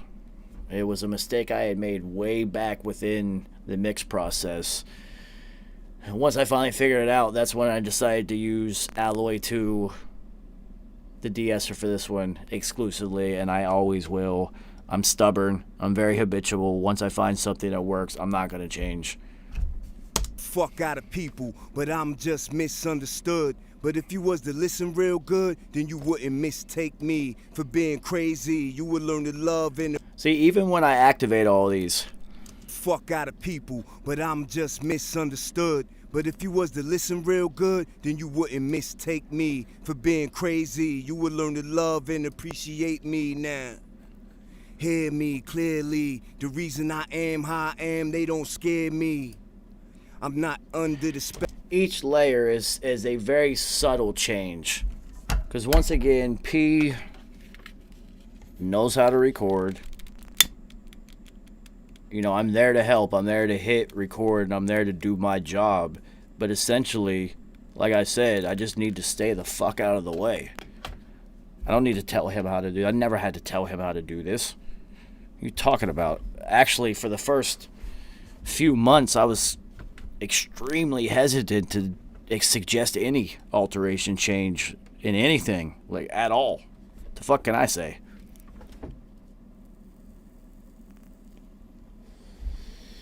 So his recording process, especially the booth that we used back to record Hegelian, was special.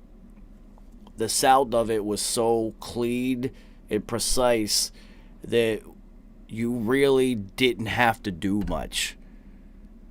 So as a mixing engineer, you know something was recorded incredibly well when you set everything to 0 and you hit play and you're like, yeah, it already sounds mixed. This is awesome. It's going to be easy. Now that doesn't always happen. Usually it's,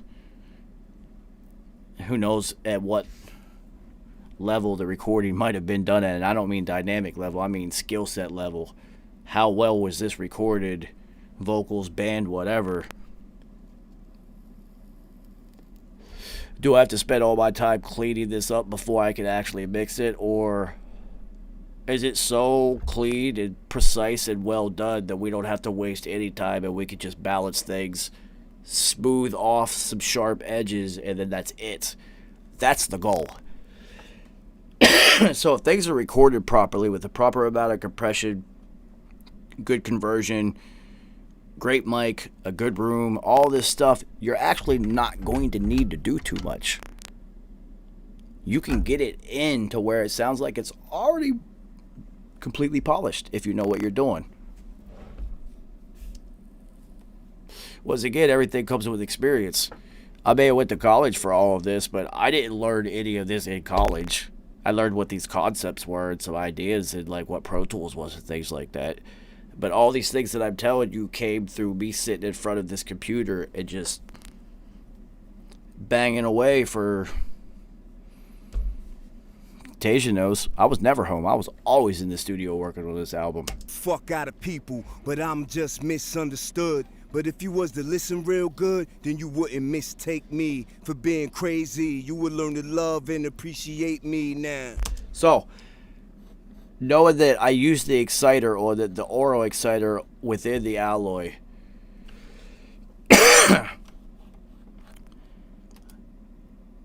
that doesn't mean that you don't need to possibly use another one just because you used one. Now, I mixed a Jasmine Sullivan record once and ended up using multiple copies of the same aural exciter on her vocals, and I would use each one for a different part of her vocal range to add a little overtone within each part of her range. So even with P, I can see I used the exciter within the alloy, but then I also used the Aphex exciter that I always use on everybody's vocals. So for this song in particular, on his lead vocals, there are 2 different aural exciters. So instead of using so much EQ to add like overtones and to fill in gaps and whatnot, I did it by layering through plug-in overtones instead of just filling in the gaps with EQ and compression. Tried something a little bit different on this one. I don't really do that often. Typically would end up doing that on R&B vocals. And who knows why I decided to. I don't I really can't remember why on this particular track I decided to use that trick. And who knows, we'll see in the future, weeks coming forward, if I use that on any other records. But that is an R&B trick that I would do. Cannot tell you why the hell I did it on this one. Fuck out of people, but I'm just misunderstood. But if you was to listen real good, then you wouldn't mistake me for being crazy. You would learn to love and appreciate me now. Hear me clearly. Now, I do know that within this Aphex Aura Exciter, the entire point of using this one is this noise knob. It's literally the only thing I use it for. So, if I have this on here, I used it so that I can manipulate the tail end of the vocals, how the tail end is shaped. Because that's what that noise knob does. It allows you to turn on a... which axis would that be? I don't fucking know. But it allows you to rotate on an axis the tail end of the vocals without fucking up the front. So if you want the front to have a nice clean sharp edge coming through, but for some reason the tail, once it's been affected by the reverb, all your plugins, all the processing and everything, might feel like it's coming out a little sideways.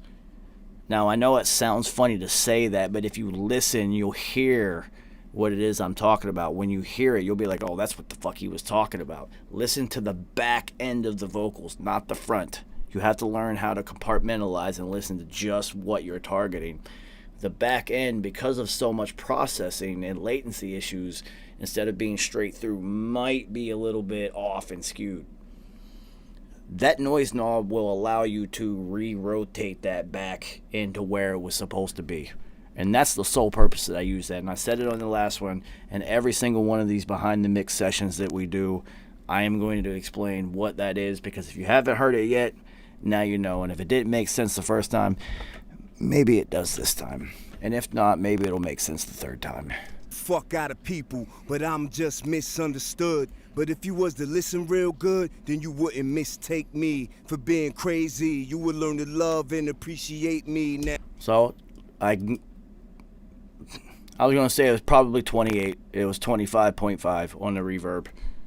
Subtleties. Fuck out of people, but I'm just misunderstood. But if you was to listen real good, then you wouldn't mistake me for being crazy. You would learn to love and... So, my mentor showed me a long time ago when I was first learning how to do this stuff. He's like, yo, Pennies, I'm going to tell you a secret. I was just like, LB, like, any secret you can give me is gold to me. He's like, I use the same reverb and the same settings on that reverb for every fucking song that I mix. And I was like, are you fucking serious, dude? He was just like, yeah, I don't tell anybody because they don't know. And they can't tell. Once again, it was the lesson of mastering what it is. Mastering one thing. That's the alchemist method. Master one thing before you move on to the next. And I was just like, really? Like, really? And he showed me it was a PCM 42 reverb. I forget what the setting was. But he used it on every single record that he mixed. Now, I'm talking about Beyonce, The Roots, you know, like, records. He did Solange's, all her music, like, huge fucking records this guy's doing. And he's literally using the exact same reverb and the same reverb setting for every single song. Rap, R&B, jazz. He does jazz music now. He's probably using the same reverb and same reverb settings. And these are the types of things that you learn along the way, because it's just like, damn, I got like 9 reverb plugins, and they each have like 1 billion settings in them. Well, you don't need all that, because back in the day when it was analog, you had one reverb, and that was it. You had one. The Lexicon, that was it. And you were lucky if you had that one. And then if you had the PCM 42 on the wall, you were in a super nice studio. So you only had one to work with. Now, if I had my choice, there's a reverb called Altiverb, and I would literally only use that one. I used to have it. It's an absolutely huge program. It has real world reverb settings from like all these churches and stadiums and settings from all over the world. It is incredible.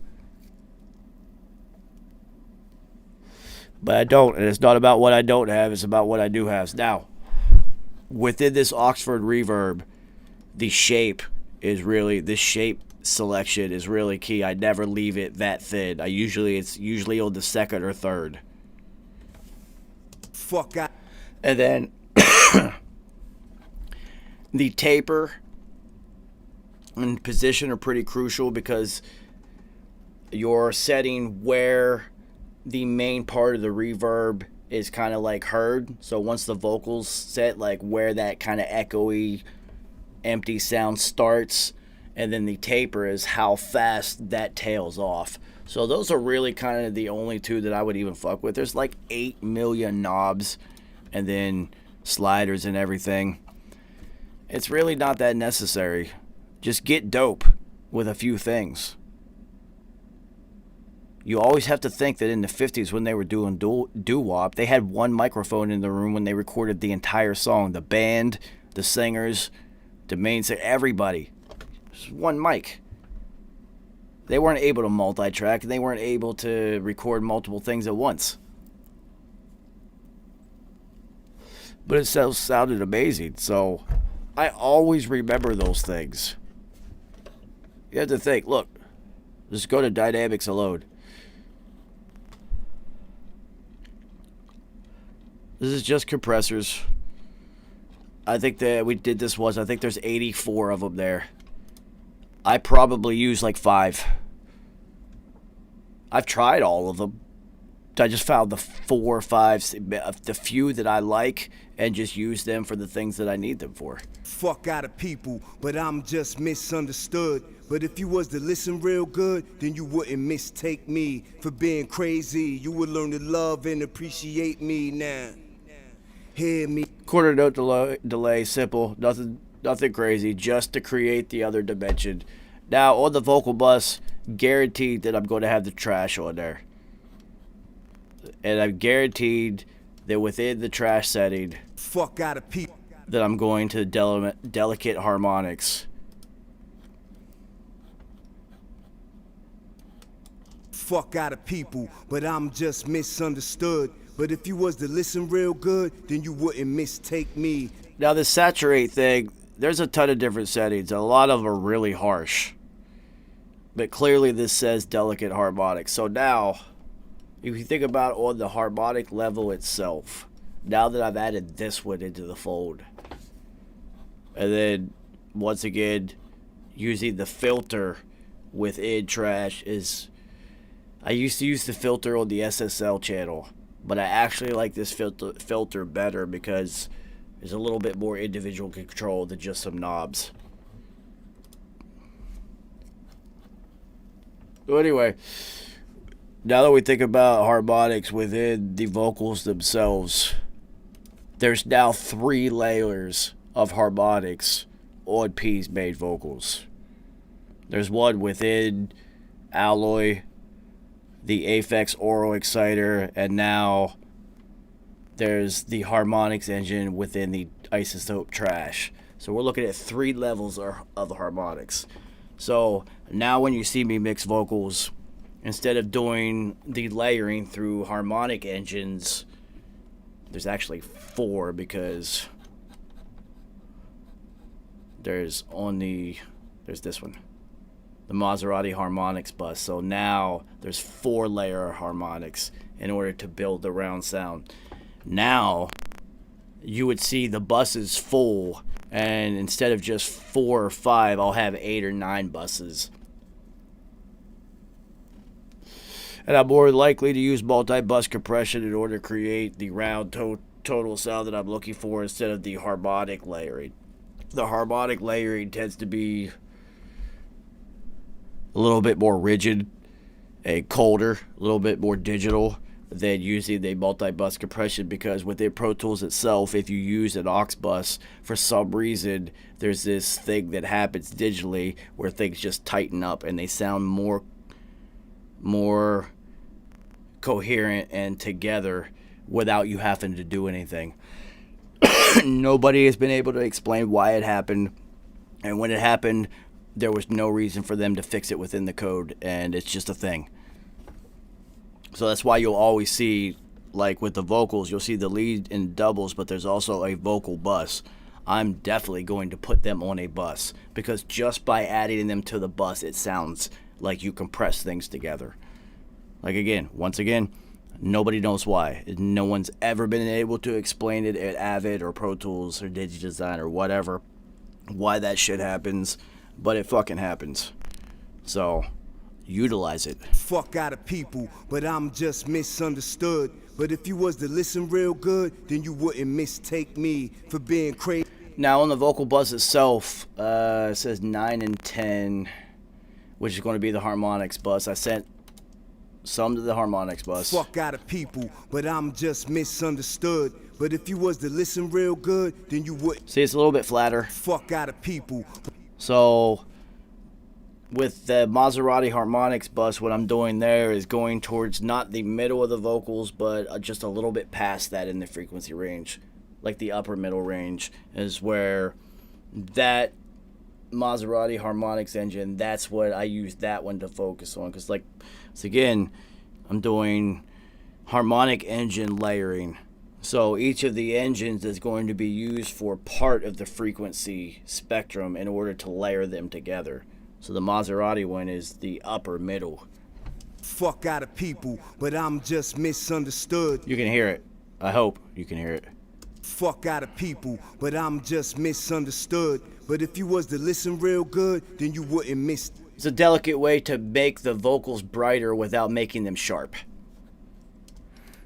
And then bus 13 and 14 is the tape delay. Fuck out of people, but I'm just misunderstood. And then what the tape delay is going to do, and you'll see it if we push it all the way. Fuck out of people, but I'm just misunderstood. But if you was to listen real good, then you wouldn't mistake me for being crazy. You would learn to love and super muddy and whatnot, because the tape delay is set so close behind the main vocals, it's like you're stacking two of them on top of each other. But I only had it at 26.3 because I'm using the tape delay. There's two ways that I use it. I'm using the tape delay to either boost a little bit of the lower part of the vocals, or I'll use it to phase it out on purpose. And there's a very delicate line to walk on the tape delay, to where once you reach the line, on the left side of it is boosting it, and on the right side is if you boosted it too far, you're now phasing it. And then when you boost it too far and you phase it, you actually start to cut it out. And it cuts out for a little bit of the fader before it starts to come back in and become distorted. That little section of the fader where you phase it out, I use that on purpose a lot. So if the vocals are a little bit too thick, I'll go and push the tape delay into that little phase section that happens and just phase out a little bit of the vocals. And it's like chopping a little bit of it out, but without having to chop it out. It's controlled phasing. And I know when you mix, you're supposed to avoid phasing and phase cancellation at all costs. They have like graphs and like, meters and monitors and visualizers and all this shit to help you avoid phasing. But it happens. So if it happens, control it. It's going to happen. This is sound we're working with. There's so many layers that eventually there's a wave that's going down that's going to meet a wave that's going up in the same frequency range, and they're going to cancel each other out in that section. It's impossible to avoid, especially with the more layers that you add within the production or the vocals themselves. So, and now think with vocals themselves, lead, double, sometimes triple, if you're singing multiple layers of the same person. So you're talking very similar waves. So the phasing is going to occur even more often than it would within the production of the track. But it's still going to happen. So when dealing with the vocals, knowing that it's going to happen is key. You know it's going to happen, so you can control it. Controlled phasing. There's a section within the aux fader for the tape delay that you can achieve controlled phasing, and that's the entire point of why I use the tape delay mostly.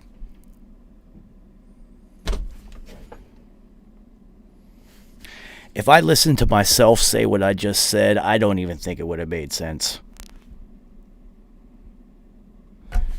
Let's move on. Fuck out of people, but I'm just misunderstood. But if you was to listen real good, then you wouldn't mistake me for being crazy. You would learn to love and appreciate me now. Hear me clearly. The reason I am how I am, they don't scare me. So my theory behind doubles and triples and whatnot, there's no need to double the entire vocals. Nobody does that anymore. There's absolutely no need to do that. But if you're going to add what we always call points of emphasis, you're going to emphasize certain points of the verse and whatnot. Whenever you're mixing them, it's important dynamically to get them to where it kind of sounds like one voice, but not really one voice. It kind of sounds like there's two of the artists, but the other one's kind of in the back. So dynamically, you can kind of mold them till it's kind of a uniform voice, not one voice, a uniform voice. But there's going to be, I always try to think of it visually when I'm mixing it. Like, you have the lead vocalist sitting there, and you got to visualize them rapping or singing these vocals to you. And then whenever an ad-lib or a points of emphasis or whatever it is you want to call it comes in, it's like another version of that artist comes into the picture and says whatever it is that they have to say, whatever it is their ad-lib is. So sometimes, given the context of the ad-lib or the double, it's going to need to be a little bit louder or have a little bit more dynamics, like there's some more life and emphasis put behind it. So it's important for you to go through and write automation on your doubles and ad-libs and whatnot so that they land in the proper place and have the proper emphasis and have the proper sonic context. I just coined a new word, people. I'm going to use it from here on out. So in order to achieve the proper sonic context, you're going to need to automate the volume on your doubles and ad-libs so that they land dynamically in the proper space. You know, you're going to want some things to be quieter and some things to be more out. And you can see it. Fuck out of people, but I'm just misunderstood. You can see it moving. But if you was to listen real good, then you wouldn't mistake me for being crazy. You would learn to love and appreciate me now. Hear me clearly. The reason I am how I am, they don't scare me. You can see I think there was one instance in the first half of the verse where two of them were at the same level, and you have to think, P knew what he was doing. He knew exactly how loud to do these things. And it's not like I'm drastically altering. I'm just taking what his vision was and where he wanted to place them and making sure that once I have mixed the beat and everything, because once you start to mix things and add layers within the beat and the production and everything, you're now eating up space that was currently available to like delays, doubles, and the vocal shape itself. So now that those parts have been filled in, it's your job to make sure that where those original doubles and ad-libs and delays and things were at conceptually are now still in the right place. So it's not like you're actually changing anything. You're just making sure that once you add in everything else, all the bells and whistles, that things are originally as close to the original vision that the artist had. But if you need to alter a few things to make sure that it's musically correct, you can, because that's the liberty of your job and your position. And if you do change it and it does become musically correct, the artist will never disagree with you, because you cannot, there is no argument or arguing about it being musically correct.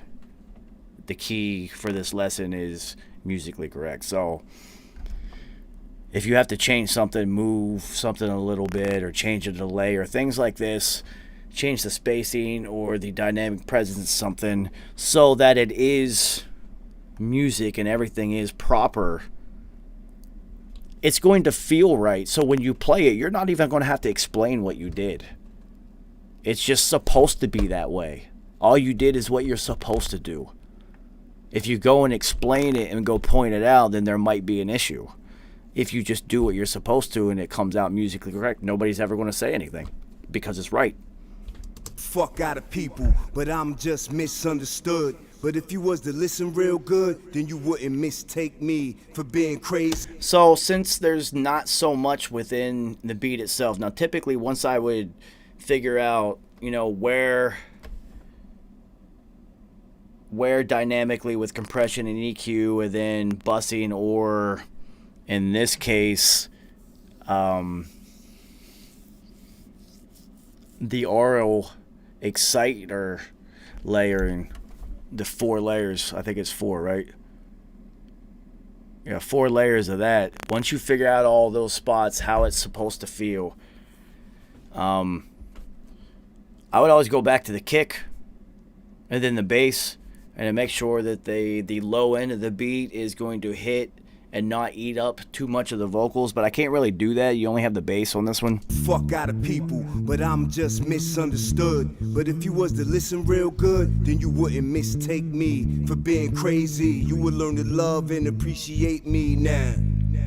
Hear me clearly. The reason I am how I am, they don't scare me. I'm not under the... Pretty simple. I mean, Mo Better is a supreme professional.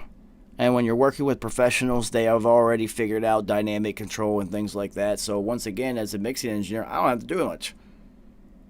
I've been an assistant engineer on sessions on analog consoles where the mixing engineer put things at 0, hit play, and then just balanced a few faders out, and then that was it.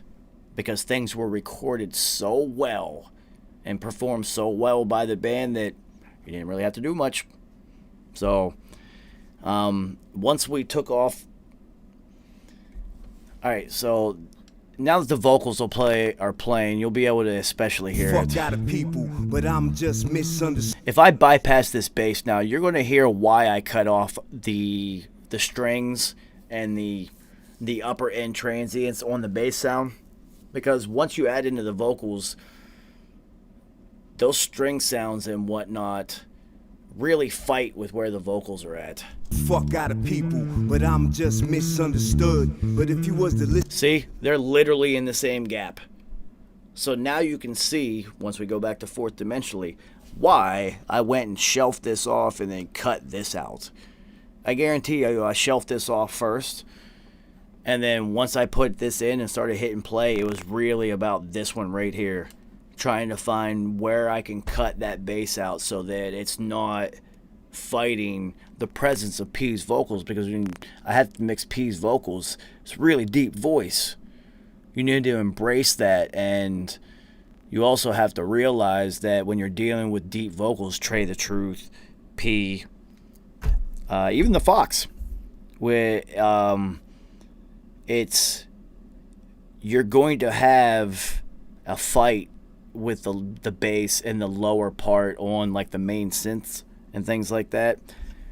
That presence on those vocals is going to have a little bit of a disagreement with the upper end of the basses and then the lower end of like your main synth and things like that.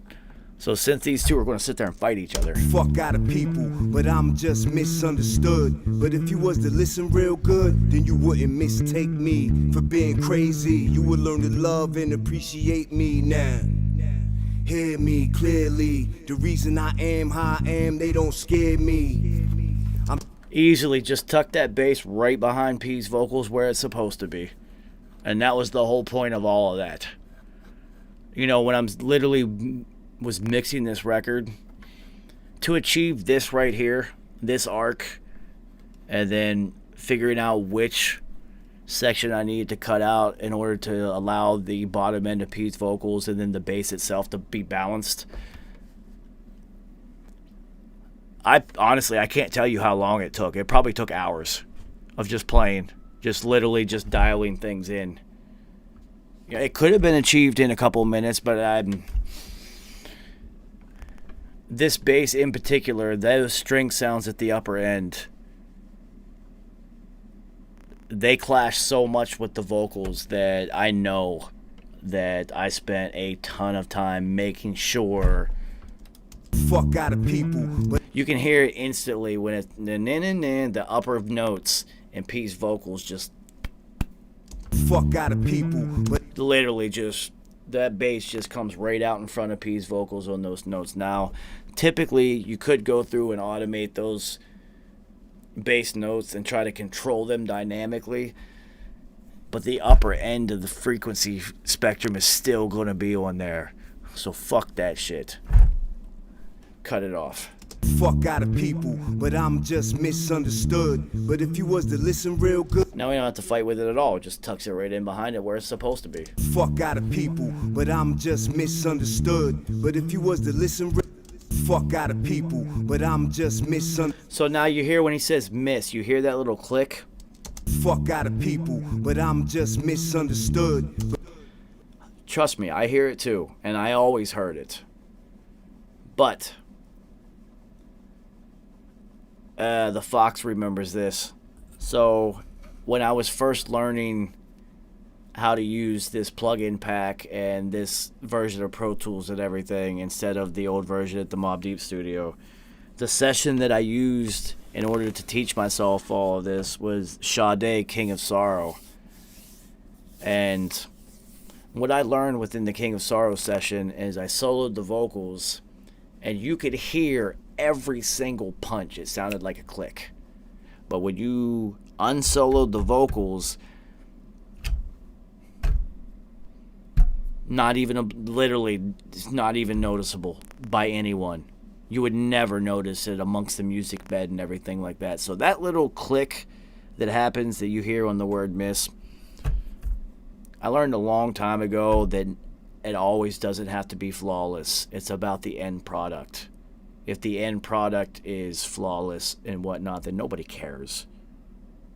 You know, these acapellas aren't going out to anybody, so nobody's going to care about that little click. And even if it was there, they're not going to care about that click anywhere. It's going to get buried in with whatever production they put around it. So shout out to Sade and the lesson that I learned within that session, that it doesn't always have to be absolutely flawless perfect. You can hide it. What they say, fix it in the mix, it's not fixing in the mix. It's going to be buried anyway. Fuck out of people, but I'm just misunderstood. Happens every time I can hear it. Click. Fuck out of people, but I'm just misunderstood. But if you was to listen real good, then you wouldn't mistake me. Well, let's just add the drums to see if that's even present. Fuck out of people, but I'm just misunderstood. But if you Sounds like a little kind of like, fuck out of people, but I'm just misunderstood. But if you was to listen, almost completely non-existent. Now, I bet you, if we add in the sample, you won't be able to hear it. fuck out of people, but I'm just misunderstood. But if you was to listen real good, then you wouldn't mistake me for being crazy. You would learn to love and appreciate me now. Hear me clearly. The reason I am how I am, they don't skip. So now that everything's added together, you'll be able to hear, if I take away the secondary sample,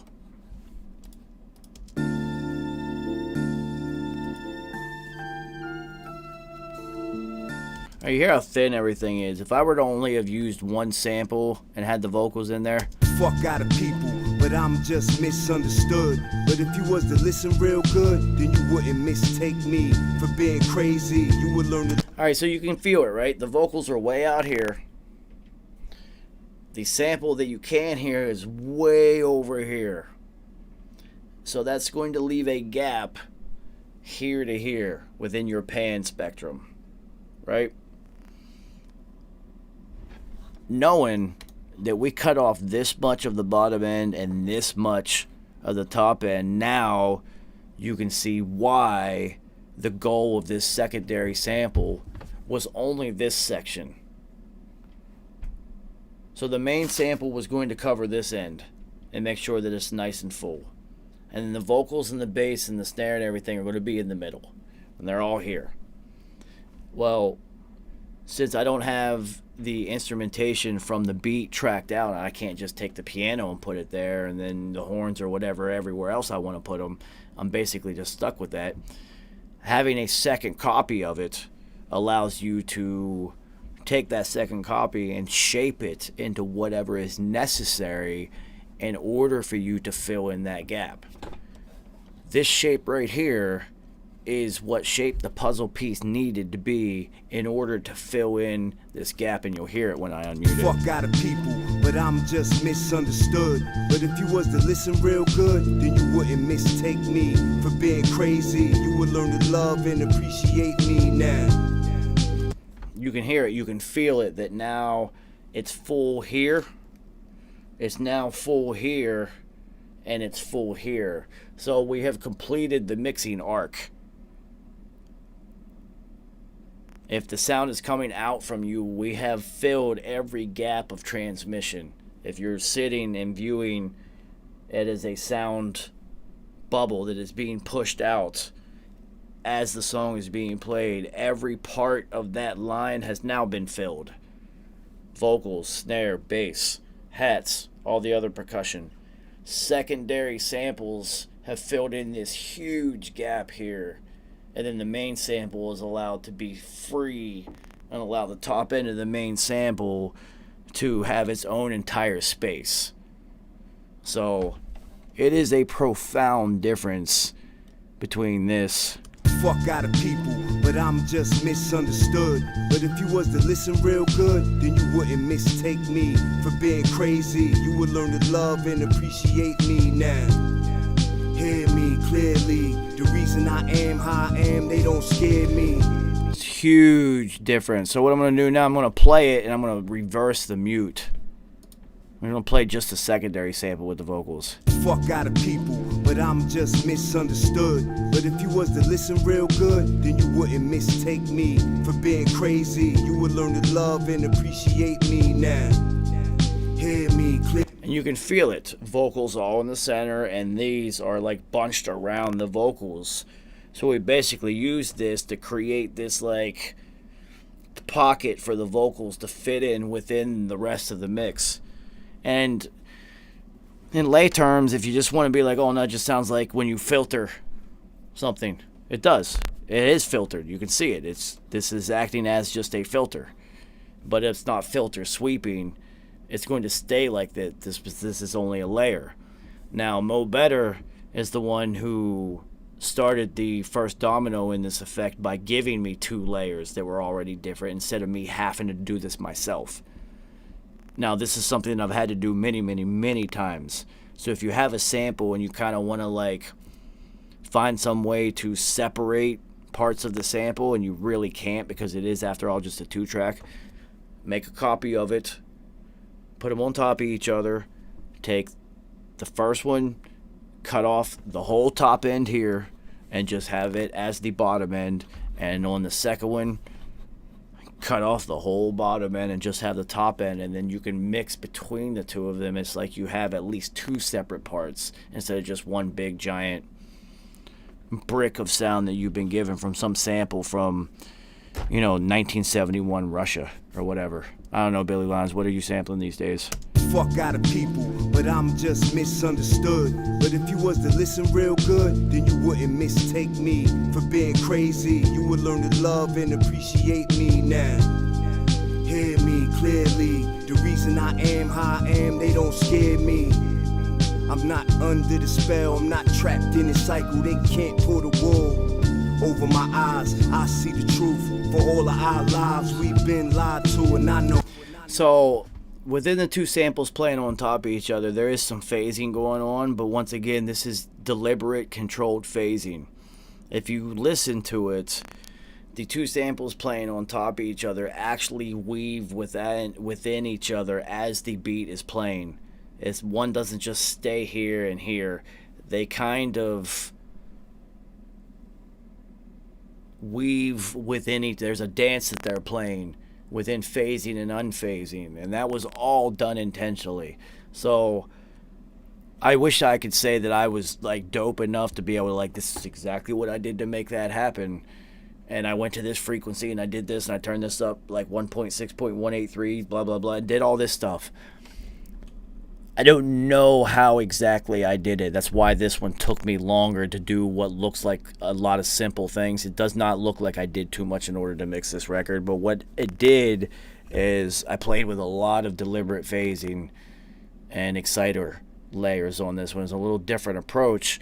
And there was a lot of time of just shaping. I mean, within this EQ spectrum itself, this shape here, and then all of a sudden, if you look at it, there's a little tiny nub sticking up out of that. And also, on the downslope, there's a nub sticking out.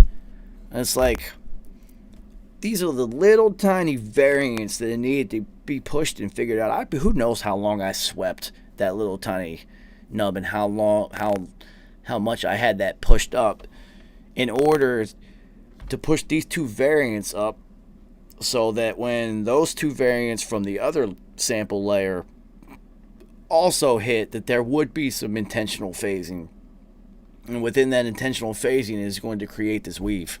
Fuck out of people, but I'm just misunderstood. But if you was to listen real good, then you wouldn't mistake me for being crazy. You would learn to love and appreciate me now. Yeah. And you have to try to feel it. Literally all that is achieved behind P's vocals. So I'm always preaching about creating the third and fourth dimension. All right, we're listening. Our mix spectrum is the two-dimensional screen in front of us. If we flip that sideways, we have this two-dimensional space. Bass is in the center, vocals, snare, everything else built around it. Flip it sideways. Now we're trying to create the third dimension, which is done with reverb and delays and processing, which is going to create space behind things. I always preach that that's one of the jobs as a mixing engineer, is to create the third and fourth dimension, the fourth dimension being time. You do time strictly with delays. The third dimension, you can use delays in that one also, but reverb's a real big one in that. So you're creating, and layering's the main aspect. But anyway, you're creating all these layers. Each layer allows you to make the overall picture more clear and more polished. The more layers, the better. So you're layering, right? And within that layering, in order to get that to create some twisting and some turning and some weaving within these layers, so they're not just like vertically stacked on top of each other like this, that they're actually something binding them together. That's what these little tiny nubs do. You just got to find the right frequency. Now, you can see it's 419 and 819, and it's dead on those ones. Well, there's a reason it's those two, because usually once you learn what these sacred frequencies are and what they're capable of, you will find that it's usually one of them. So after I learned all of those, there wasn't a whole lot of guesswork anymore. It was just a lot more execution. So we'll see if I mute the vocals, if you can hear the dancing that's happening within those two samples.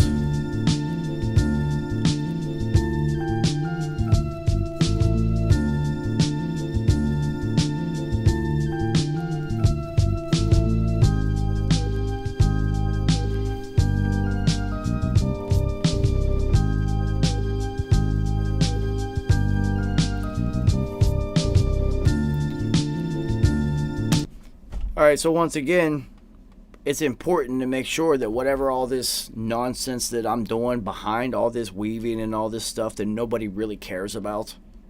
Honestly, nobody really cares. If I never explained any of this stuff to anybody, nobody would even care. Somebody might have a question of how the hell did you make that happen? And this is it. This is how I made this happen. But nobody really gives a fuck, to be honest with you. So I would never really even explain this to anybody because A, it's not even going to make a whole lot of sense to a whole lot of people. B, but nobody really fucking cares. P didn't care. I would sit there and try to explain this shit to him and he'd be like, dope. But that was my homie. I knew he's not a sound nerd. He didn't really care. You know, we were into esoteric knowledge and sacred frequencies and all that stuff, but in the long run, he's not going to have a passion about this stuff like I did and do now. So that weaving is the only way to me to make that first layer and that second layer of those samples to sound like they were one in the first place. And that's the whole point. I hope that finally made sense. There's 2 layers of it. You have separated one thing and created 2. Now your job is to make it sound like one again. And not just 2 things stacked on top of each other. You literally have to make it feel like one.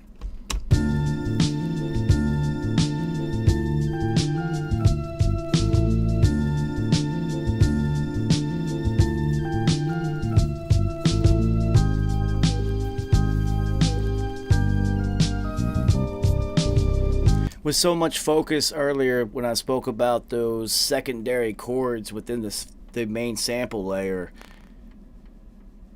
now it really becomes important because those secondary chords are now so present that you have to make sure in the second sample that those secondary chords, because it is essentially just a second copy of the same thing, that those secondary chords in the second layer aren't so present, because you have to understand the way sound works.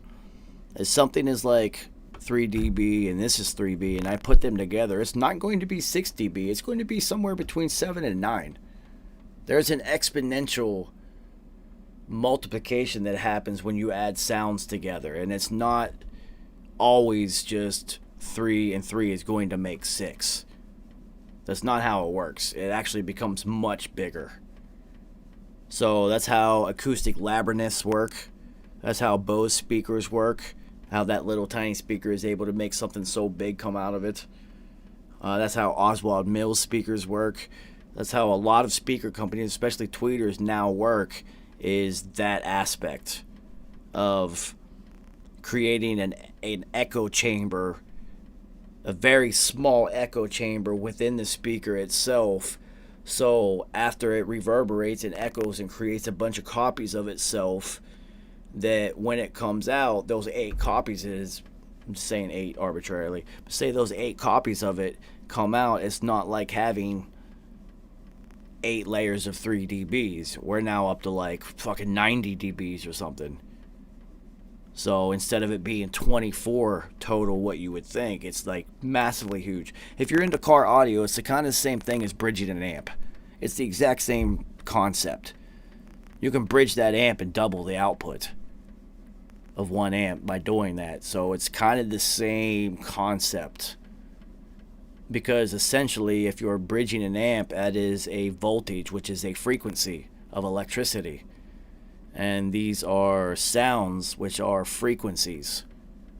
So they are the same thing in a different form. It is just math and a frequency.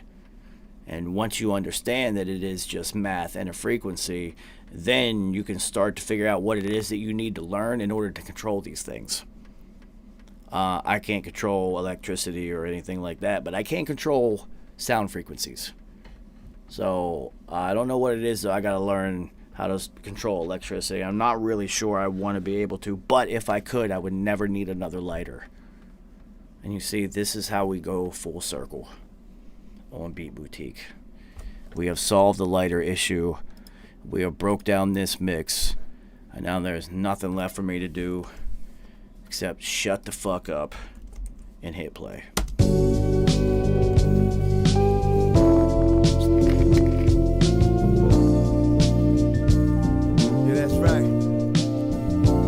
rap scare the fuck out of people, but I'm just misunderstood. But if you was to listen real good, then you wouldn't mistake me for being crazy. You would learn to love and appreciate me now.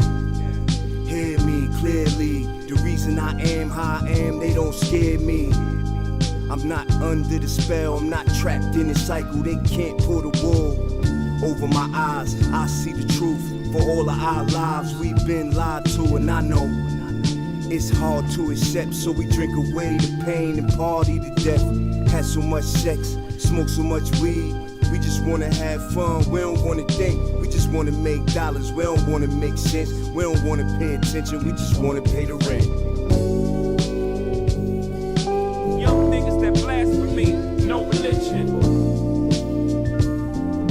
Young niggas that blasphemy, no religion. Young niggas that blasphemy, no religion.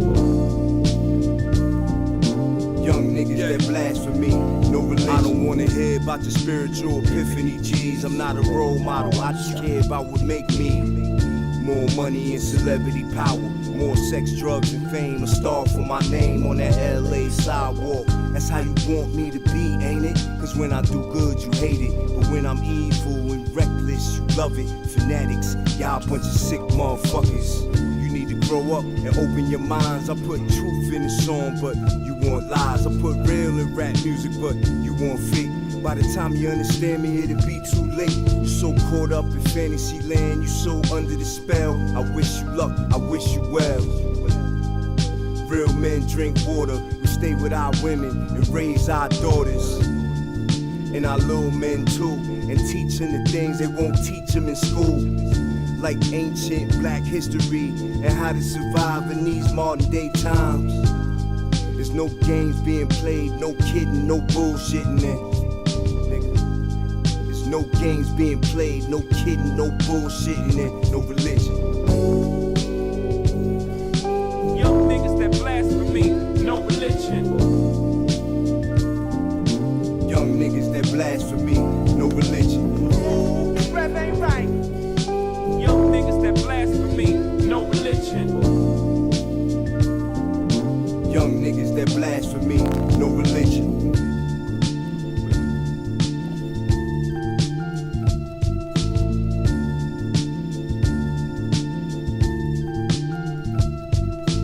Those who have understood this have manipulated people for centuries, indeed millennia, by manufacturing and controlling religion. Young niggas that blasphemy, no religion. So it's crazy because those, the movie samples within the beats and the songs themselves, there was a lot of time stretching and cutting, like small little subtle cuts and whatnot within her speaking in order to make her vocals per se to be musically correct, to make sure that the things that her main emphasized syllables and words and phrases and whatnot would also hit within the beat structure itself. So there was the Jay-Z sample, the Raekwon sample, and then the movie sample from the North Korean propaganda film at the end, where there had to be time stretching and time manipulation in order to make sure that they just fit. Now, you know, most people, you might just like put them in there and kind of make sure that it like the main emphasized word or whatever of the sample kind of fits on like the snare or the timing keeper or whatever the beat may be, but you can go farther than that. You can make sure that you cut it up enough times and time stretch each little part efficiently and effectively enough that all of it will sound in time and musically correct.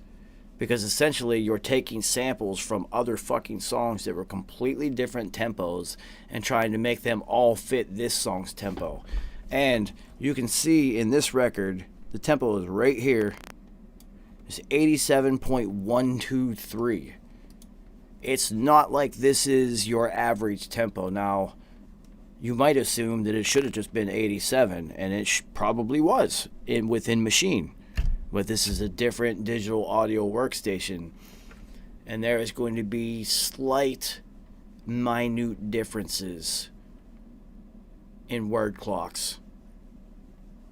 I know and it might be a Pro Tools issue, this might be a downfall of them, but I know that going from audio files from other digital audio workstations, other DAWs and whatnot, sometimes when you bring them, well, actually a lot of times, when you bring them into Pro Tools, there are slight timing issues and like clock issues, and it's probably a Pro Tools issue, because if I think to the common denominator in all this, it is Pro Tools clock. So what was 87, I can absolutely guarantee you there was 87 in Machine. Now this is the first iteration that Machine that Mo Better was using when he made this beat. So you couldn't open up Machine as a plugin within Pro Tools yet.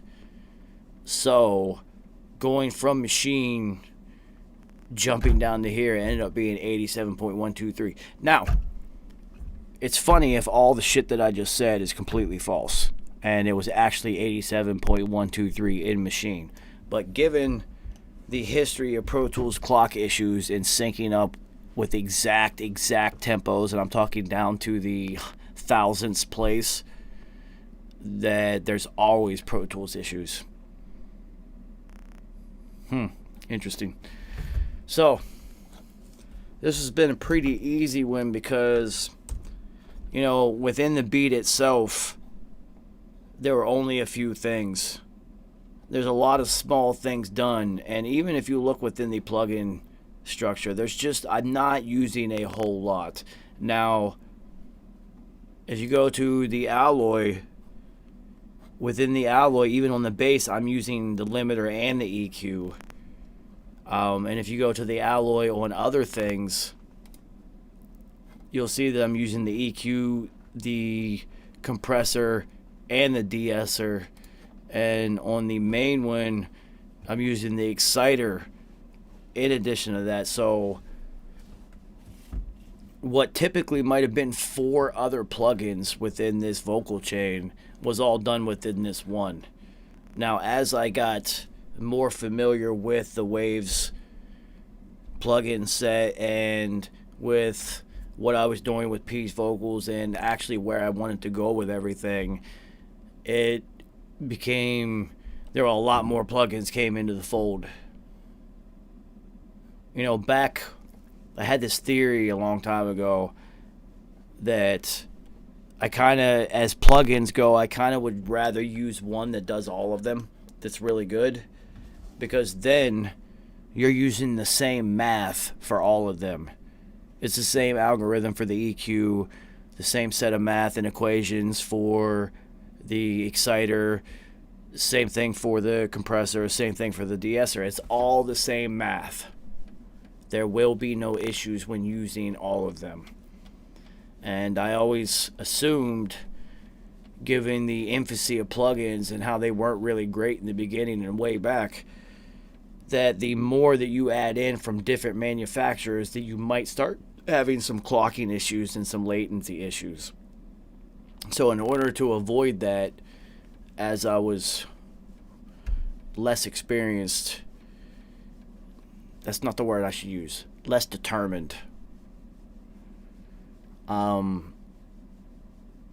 would end up using one plugin that would use, that would typically do the job of 4 different ones or 4 different buses. So I know now there's always at least 4 plugins on vocals, and all these buses are going to be full.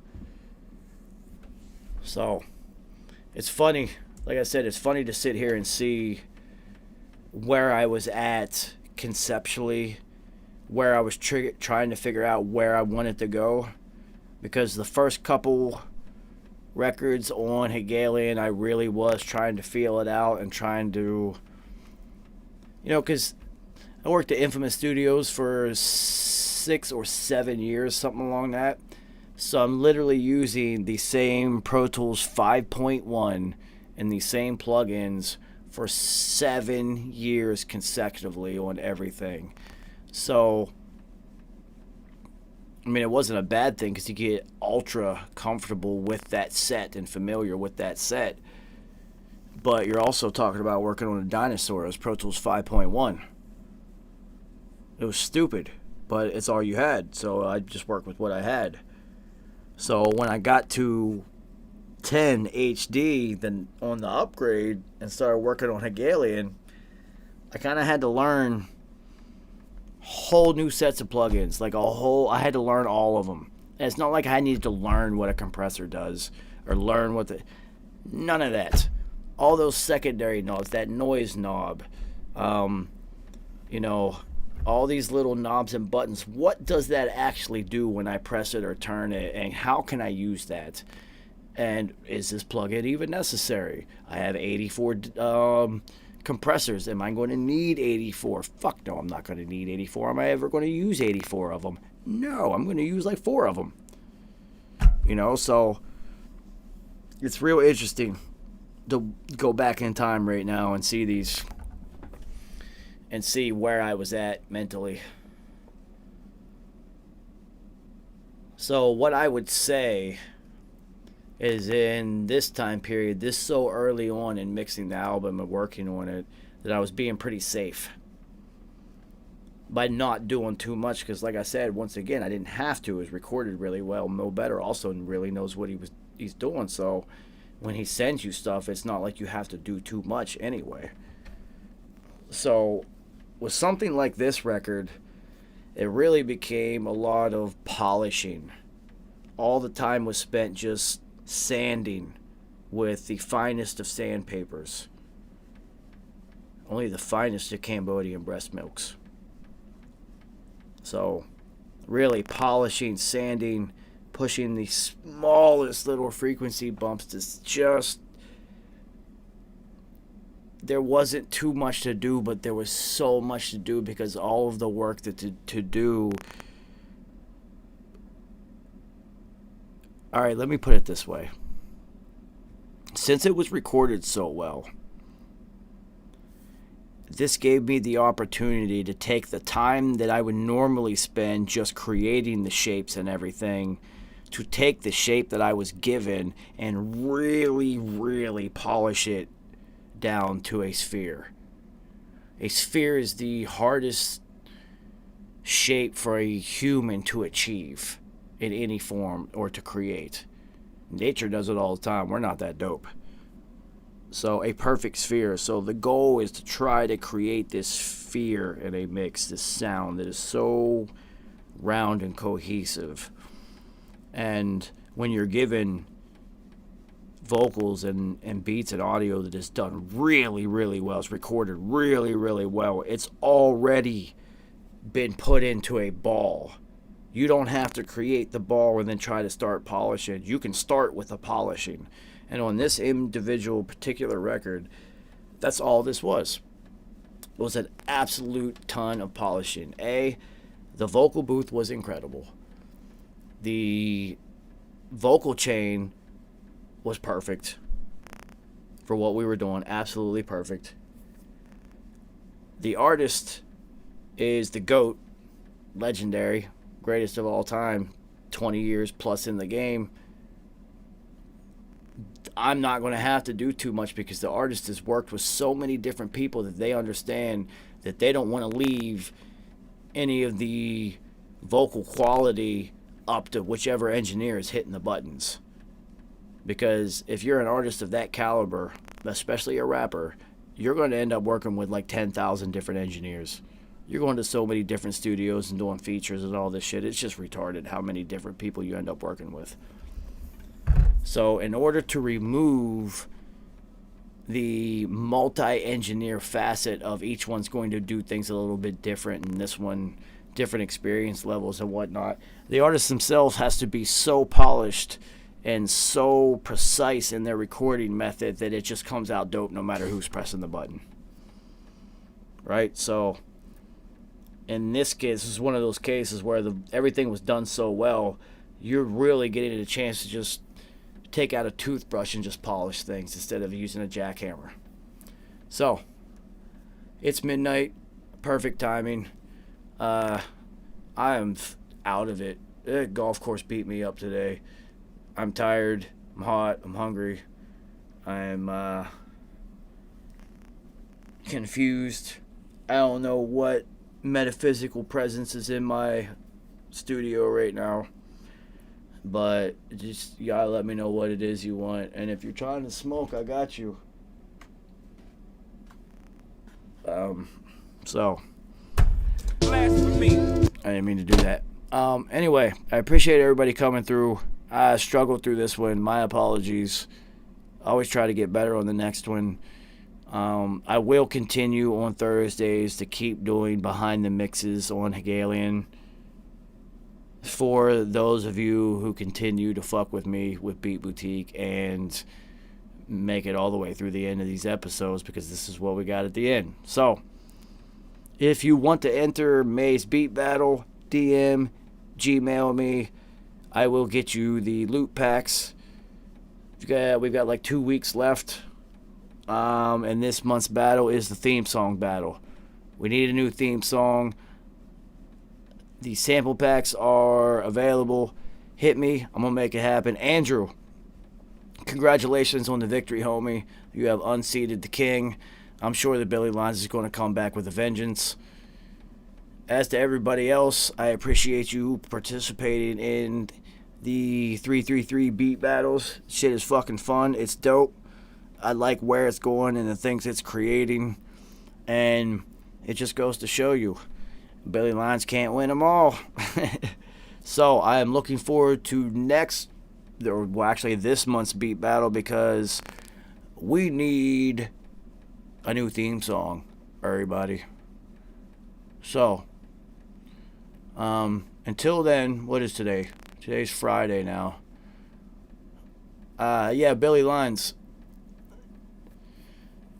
There's a distinct possibility you're probably going to have to send me that beat that you and Andrew were working on. Andrew, you're going to have to send me the stems for the beat battle so we can start working on that one.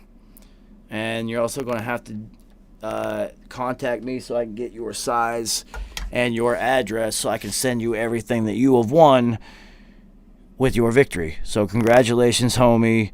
Thank you for participating. Thank you for continuing to rock with me. Thank you for being patient as I struggled to get through this episode. But I fucking made it. I don't cancel things. I'm here regardless of how bad I played on the golf course today. God damn it. So, I appreciate everybody. Continue to hold it down for P. Until then, RIPP 333. Look for the Fox's new record coming out it's Friday. Which is on Monday. It's 4 days. 10 days. So the Fox's new record should be out in 10 or 11 days, depending on how good my math is at this moment in time. Other than that, keep working hard. Continue to make it sound dope. Chronic, I'm proud of you, homie. You have taken a step forward in your production evolution. It's fucking dope. Andrew, congratulations. Also, it's fucking dope you and Billy Lines are making music together. That's the whole point. Everybody, work together. You engineer, they make beats, you rap, whatever. Work together. Throw knowledge off each other. Continue to create an experience, because after all, that's the entire fucking point of our time down on this physical plane. So, until next time, I hope I play better on the golf course. If not, I'm still going to hold it down for P until somebody's going to hold it down for me. So, as I keep saying, the next 333 merchandise drop is approaching soon. I just got a couple more things I got to do before it's ready to drop. But I am working on it. I will get you guys the loot packs for this month. And until then, I got medicated pizza to eat and a wolf to go hang out with and some wounds to go soak in salt, because the golf course ate my lunch today, people. What the fuck is going on? I'm supposed to be better than that, y'all. This is dedicated. This is 333 golf. I'm supposed to hold it down for the community. Other than that, I'm going to hold it down for P. That's the only thing that matters.